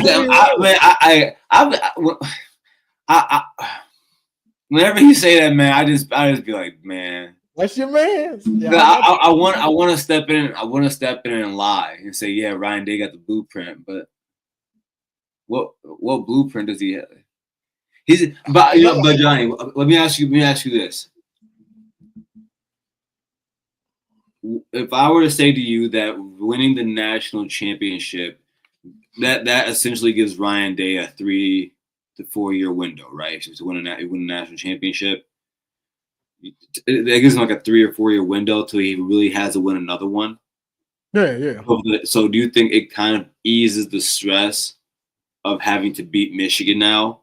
Like now it's like, okay, listen, I don't have to win a natty for a few more years. I can solely focus in. Daniel, I'm not an Ohio State basketball fan. He needs to do it. He needs to do it. Yeah. Because and I was talking about this earlier. I think you weren't on here, but the fan base is a little bit split. Your fan base, you got some dude, oh, we won the natty or whatever, but there's the old fan base and some of them that they don't even care. I don't even care about that natty. Beat that team up north or else. Well, I don't want to hear nothing but you beating them. Until you do that, you can leave. Yeah. So that's going to be the thing. And, sometimes that gets amplified because it's the way the game is going now. It's at an all-time high. Like from what happened this year, everybody was just talking about Michigan, Ohio State, Ryan Day, Jack Sawyer, Chiron Moore. Like it went crazy this year. So he's got to do it. Like, yeah, it's a weird time. It is crazy, man. Because I started watching football really in 2000, so I was like 6, 7 years old. I've only seen Michigan win this game 6 times, and it's been 4 times in a row now. It just kind of like also Philip. It just kind of like makes me think like how spoiled I am. Little spoiled brat. And I said like 2 years ago to a friend of mine. I said, you know what, man? It was after the second loss, and I said, you know what? I saw my Wolverine friends go 8 years back to back, basically through this. I said, man, listen, it's been 2 years. I can deal with this. Like I can live through it. I can live through it, but it has to stop this year. No, and there's no better way to do it than to do it in Ann Arbor. No, don't come to our house. There's no better way to do it. Not to come to our house and do nothing. There's no better way to do it, and I fully listen, and I understand why some Michigan fans get mad at us, Ohio State fans, for saying this, but I truly believe this in my heart. And Johnny, I think you believe me when I say this. I expect to win that game every year, and I have for the last 25 years. Some of your fan base, they don't believe no more. Yeah, but I feel that way. There's not a game I don't think we should go and win against you guys. I don't think there's ever a time you guys should be beating us. Yeah. We have no business losing to the likes of you. So I believe. And I respect you. I respect you. No, y'all don't like the way you said you. They gonna try to say I respect you. No, I caught that. I didn't say nothing, but I caught it. I respect you guys. But just like I was talking about, Michigan State, they have the little brother problem. Penn State with y'all, they have the little brother problem. Y'all, we used to have it with y'all. We don't got it no more. Y'all got it. Y'all got that little brother energy with us now. Even if you get up, we got them. Oh, y'all getting happy? Y'all think y'all gonna win? All right, bet. Then before you know it, but I will say this. Here's the difference, though. Here's the difference. Some of those years that happened to you guys just straight up bad. Okay, brother, we're never bad. Yeah. So there was years you guys really had no chance. Yeah. I can't say the same for my program. Yeah. And that's what makes it great for us to beat y'all. Y'all might be number 1, or 2, or 3, or 4. No, but I told you, y'all can be 0-11. I don't care. Every time we beat y'all, it's the same to me. Yeah, I mean, you still want the dub. It's just it's just how it is. This is how it's playing out. Tim, I would say no. Ohio State is not going to bring in any transfer this season. And if Ryan Day brought in a transfer quarterback, I'd be very disappointed because now that would happen. It would have to happen in the spring. That's really late, and you should have one of these guys. You should have Lincoln by year 3 or Julian by year 2 ready to go. You should have them ready to go. Ron Piles, y'all, you got to beat us. This is 4 years right now. It's gonna happen. No, we're gonna win. We're gonna win. Y'all, I truly believe winning the national championship took a monkey off of Ryan Day's back. I really do believe that. I think that got him some job security. So maybe he won't coach his tight, if the game. That's what I'm saying. But like Johnny, like this is what I'm telling people. Every narrative that you've heard about Ryan Day was shattered through the playoff. You know how, remember when Sam Webb kept, I posted this and whatever, fine. I was wrong at the end of the day. But remember, Sam Webb was talking about if you get Ryan Day to the fourth quarter, you got him. And of course, that happened against you guys, right? And so Ryan Day is still dealing with that because it's happened now a few times. Happened in the Georgia game in the fourth quarter. Gave up the lead in that game, in a close game. And so you go against Texas, and it's 14-14. Start of the fourth quarter, Texas has the ball, but you end up winning by 2 touchdowns. So Ryan Day can't, because remember, it wasn't just Ryan Day can't beat Michigan. It was Ryan Day can't win the big game. Tennessee, Oregon, Notre Dame went all through it. So I think that a lot of that stuff being unloaded off of him is going to help him to coach a little bit more freer. An example of this that you probably understand. Jim Harbaugh getting that first win against Michigan. Against Ohio State, and that first Big Ten title. Mm-hmm. Mind you, that wasn't just it wasn't just so much that was the first Big Ten title for him. That was the first time Jim Harbaugh ever won a conference championship in college football. So, for him, you get that monkey off your back, and now what is it? Listen, the cheating thing, everyone can think what they think, but at the end of the day, there's still things that be played into the field. So then, over the next 2 years, he dominates, right? He dominates.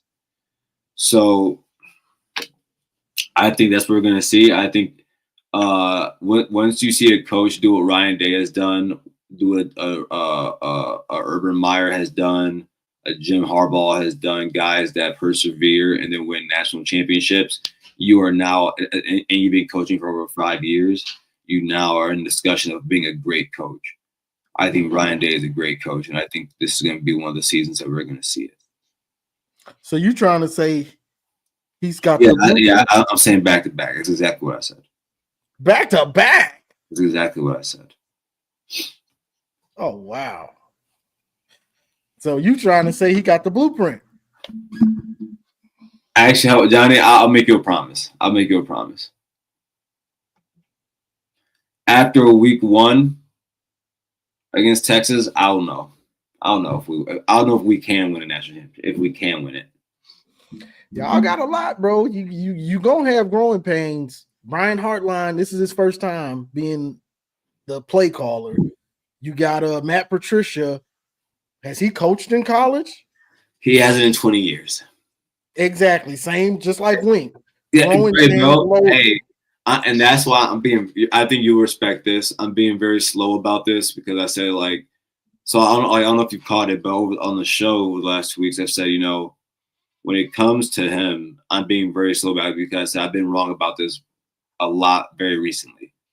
I said when Jesse Minter came from Vanderbilt, I looked at what Vanderbilt did, and it wasn't that good. I said he's not going to be that good of a coach or a coordinator at Michigan. What ends up happening, Jesse Minter is very good. You have Wink Martindale, and he comes from a successful line of defense that he mainly started, and it just took him some time to adjust to the game, right? Yeah. Usually, when a little bit, yeah. But I mean, usually when these NFL guys come down to the college game, look, think about that. Wink Martindale, a guy who's been basically fired or like separated twice from his last 2 jobs, had to simple it down to the college level. Think about that, okay? Yeah. Usually when NFL guys on the defensive side come down to the NFL, they do very well. Yeah, they do. Once they figure out it's not the NFL, you got to simplify that scheme usually, but I'm interested to see how he does and how some of your players that are left, because even our best players, they had some struggles with Wink, so I'm interested to see how Sonny and even Caleb, some of these players, how they do with Matt Patricia. Do they have growing pains in the system? They will, and it's probably gonna be a different verbiage. But what I do like is that he runs a more multiple defense. Mm-hmm. So instead of seeing 3-4, 4-2-5, you're gonna see more 4-3-3-4, which I prefer. His base, what's his base? Is it a 3-4 or 4-3? 3-4 base with 4-3. 3-4 base. Mm-hmm. And what I like about that is, Edric Houston, who was one of the top defensive linemen recruited last season, got some playing time with Ohio State this season. He came in as an edge rusher at 6'4", 6'5", 285 pounds as a defensive edge. But we had him on the defensive tackle also. But I believe having that multiple defense that we're able to move him around. Because this is the one thing Patricia's going to have, okay? You have some key pieces. You have a really talented kid, Edric Houston. You got 2 talented guys at edge, and Curry and Jackson Jr., who have played a lot last season and showed good tape. At linebacker, you have Sonny Styles back for his senior season. So you have a veteran right there. And then in the third level, you got Igbenogson, who's going to be a senior, and a 3-time tenured player. Once was a freshman All-American. You got Jermaine Matthews, your best, probably your best corner, who played good this last season and the year before that, was a freshman All-American. You got Caleb Downs at safety, so you got the best defensive player in college football on your team. I think he has a lot of key pieces at key positions. So the thing is like knowing that even those good players are going to have to get used to what the college is. Yeah, and the worry comes from like the starting defense is usually straight. The problem comes in is when somebody gets hurt or just the depth that you need to make these runs. Okay, he was a backup. Now the backup's backup is supposed to get some time. Yeah. Is he ready? He hasn't seen the field. Is he even good? He's highly touted. That don't mean nothing until we see them actually out there. Sometimes he's highly touted and he's boo-boo. Mm-hmm. So, that's the thing. So it's going to be interesting. For sure. Loaded. So by season end, I'm going to assume you think Bryce Underwood is going to be the quarterback. Yeah, I want him to start. I'm honestly, I want him to start. You don't like Mikey Keene, do you? No. I have tell me if I'm being harsh when I say this. I call him small and average. He's a little pipsqueak. He is. He's like Dylan Gabriel. Let's be honest here, Johnny. Let's keep it a bean here. I understand there was that thing people were saying like, oh, people are scared of competition with Bryce Underwood. They don't want to transfer here. BS. I think Chiron Moore and the boosters who raised that money to get Bryce Underwood and keep him to stay home want to make sure that kid has every opportunity to play for the Maize and Blue. And I don't believe if you are a transfer quarterback, even with some proven proven playing time and all of that, you think you're going to get a real shot at being the quarterback at Michigan while Bryce Underwood is there. And let's be honest, Bryce Underwood's he's more talented than Mikey Keene. So that's not even a like I don't know if you saw this, but I posted a picture a while ago. It was like during the bowl practice. And did you see that picture when Alex Orji was like talking to Bryce Underwood? Yeah. Yeah, and I commented. I said, there's nothing that he can teach him. Not a thing. He can teach him about. There's not a thing that Alex Orji can teach him on how to play the quarterback. Dude, if anything, he could have been talking to him about squats. Well, we don't know. You saying he can't squat? and like I'm gonna be honest, if Alex Orji really cared about his NFL career, he would move to linebacker or tight end or running back. I would have had him at linebacker probably, or running back. His brother plays defense, right? Yeah, I think he's a linebacker. He's really trying to play quarterback. I don't know, like, bro. You look like a linebacker already, bro. Just play linebacker or running back. One of them, pick one. He looks like he wants to be like what's the Penn State quarterback from the 90s? Marcus Robinson. Remember him? Yeah. I think they went undefeated or close to it that year. It was that one shoot, what was his name? I can't think it was a quarterback at Texas A&M or something like that. But with Bryce, I know people say he's got to learn and stuff like that. Yeah, sometimes you do. Sometimes you learn on the field. Sometimes that's what happens. It could be good. It could be bad. But right now we stuck with Mikey Keene, Jaden Davis, and Bryce is looking like the best. I'm just being real. Like, yeah, are we going to sacrifice another season just so we can sit? And the thing is, bro, like, because I want to point this out. Like, I do understand the excitement of having a kid like that at the quarterback. Like, he is the equivalent of when we got Terrell Pryor. You feel what I'm saying? Exactly. So, like, you get a lot of excitement. But I feel like people have to remember. Because I see what people like. Because it's why, like, I when I think about your guys' schedule, I'm throwing in the variables of a freshman quarterback is in that game. Mm-hmm. I'm like he could be really talented, but I'm like, this isn't like the 2018 Clemson team. Like this isn't that. So I'm like, when they had Trevor Lawrence as a freshman, but the rest of the team has a lot of dogs around him, especially at wide receivers, just dogs around him. Yeah. It's like I think Michigan fans need to remember that they're going to see growing pains. Like Aiden Childs is a really good quarterback at Michigan State. Has one of the best receivers in college football.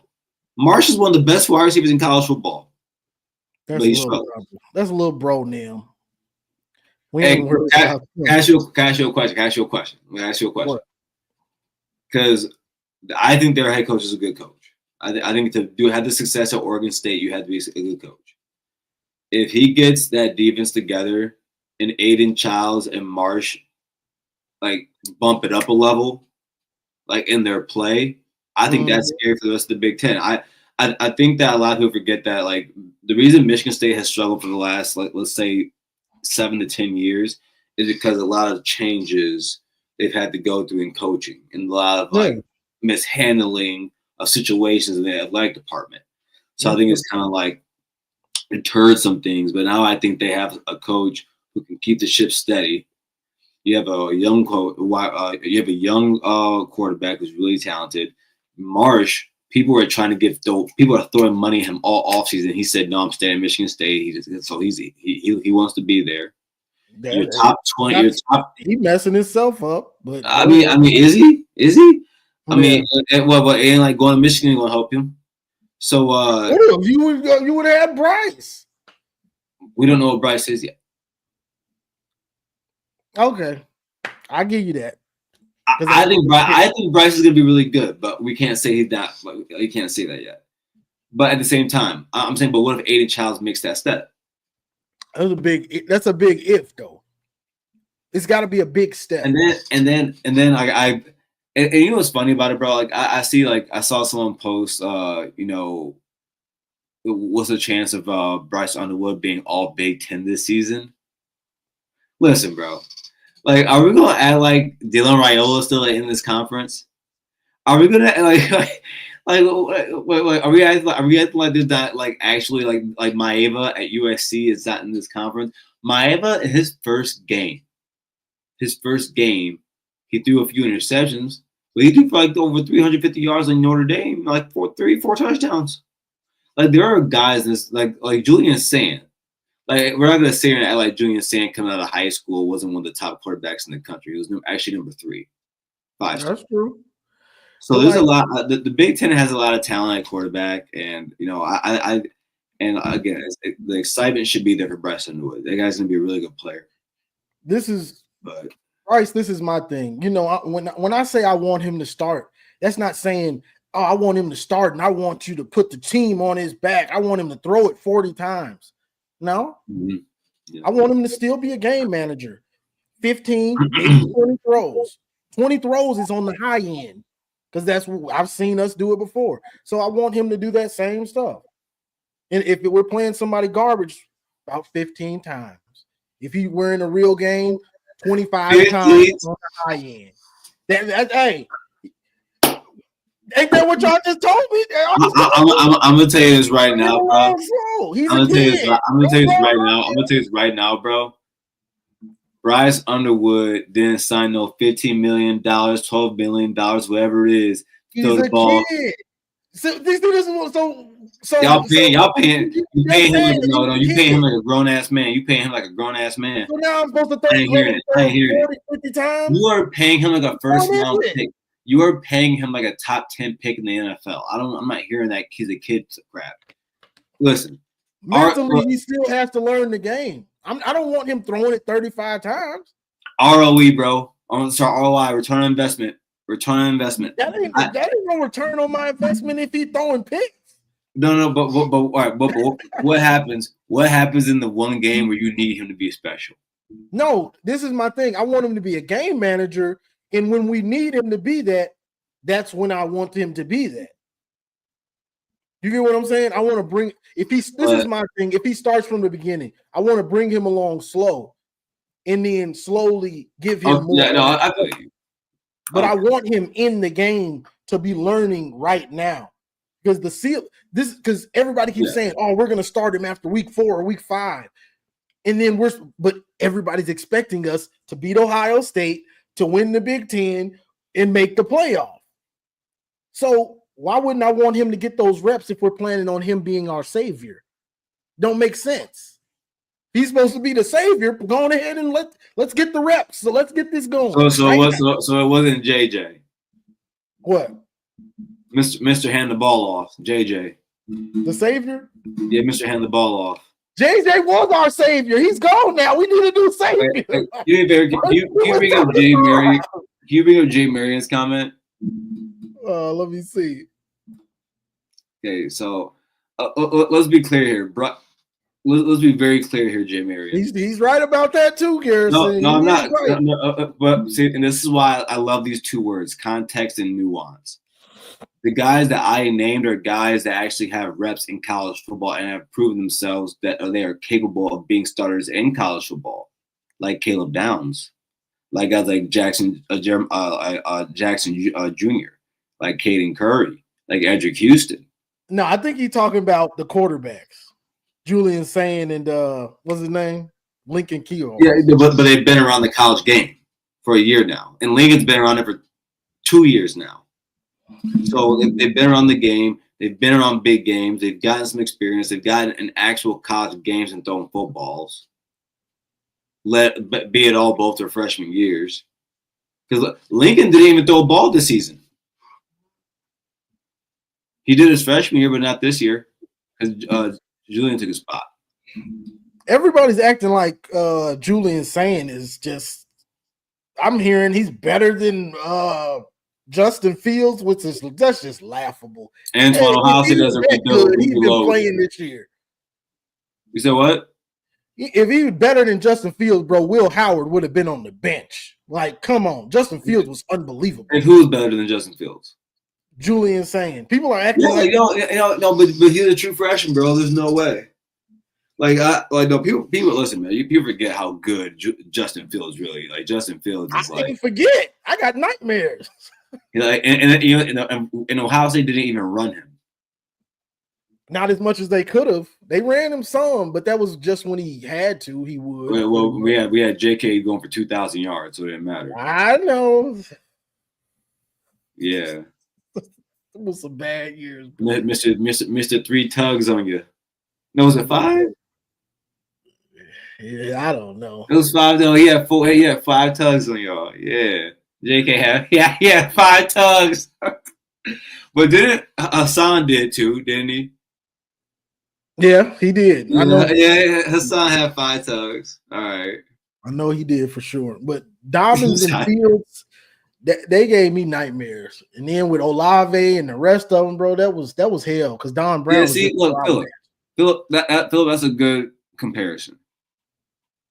Drew Brees. Drew Brees. Smaller guy, really good arm talent, gets the ball out quick. Ooh, see. Oh, can I teach him? Can I teach him real quick?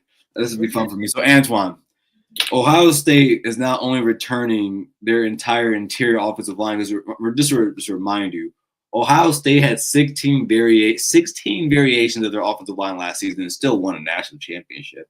And that was without the Remington Award-winning center for the best center in college football, our center, Seth McLaughlin, and Simmons, our left tackle, is going to be a first-round talent. But we lost both of them last season. Now they're gone. And so the playoffs, Luke Montgomery, who was a high 4-star, top 10 offensive lineman out of high school, he's going to be playing for us. Carson Hensman. Now, Carson was at guard all season when Seth McLaughlin was at center. But what a lot of people forget is that he was also Carson Hensman was the center in 2023, Johnny. So he has experience. So we bring back him, and then we bring back Tegra, who he was okay last year, average. He should be better this season. And then we bring in 2 transfer offensive tackles. Daniels at right tackle, who's the number 6 offensive tackle or offensive lineman in the portal, and then Ethan Onyanwa at left tackle or right tackle, which one they're going to play. He was number 13 offensive tackle, the kid out of Rice that even you guys wanted.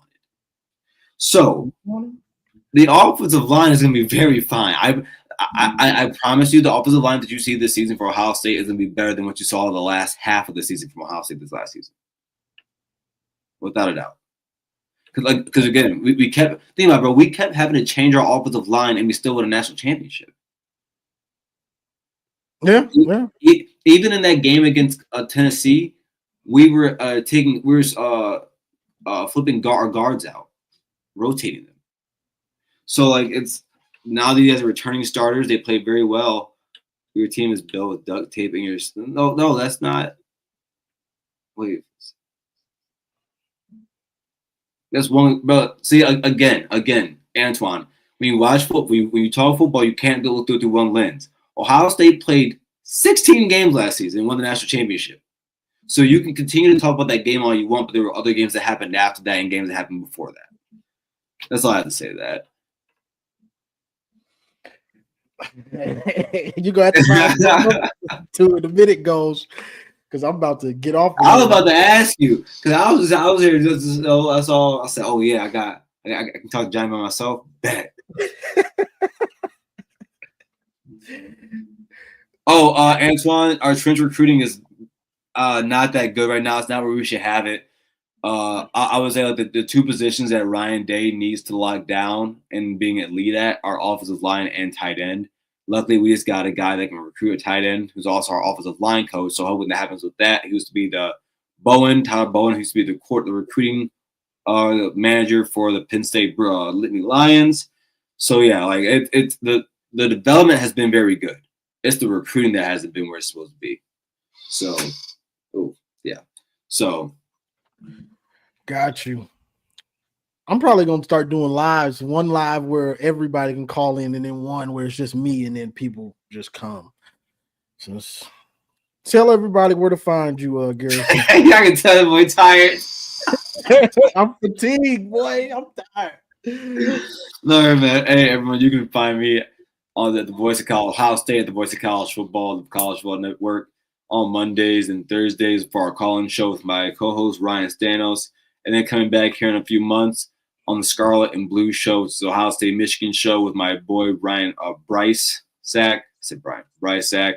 We'll be back here in a couple months, taking a quick break right now, but we'll be back for all your rivalry needs there. Yeah, man. You have a good night. All right, bro. I appreciate you. My body's still hurt. I've been snowboarding for like 7 hours yesterday, so I'm really tired. Yeah, welcome to the club. Yeah. I'll see you, man. Have a good night. Right, woo, man, these lies, boys. I don't see how Kai Cenat and them streamers, those gaming streamers, I don't know how they do it. I guess sometimes they just playing the game and the camera just watching them. But if you really talking and engaging and just sitting here, bro, this is some tiring stuff. This is work. Now, it ain't back-breaking labor like, stacking pallets or something, but it's tiring. Constantly having to run your mouth, it's tiring, So let me read some of this because some other people donated. Appreciate the $5, Jay Marion. Appreciate Dom. Appreciate Goals. Appreciate Devin Murray. Jamie.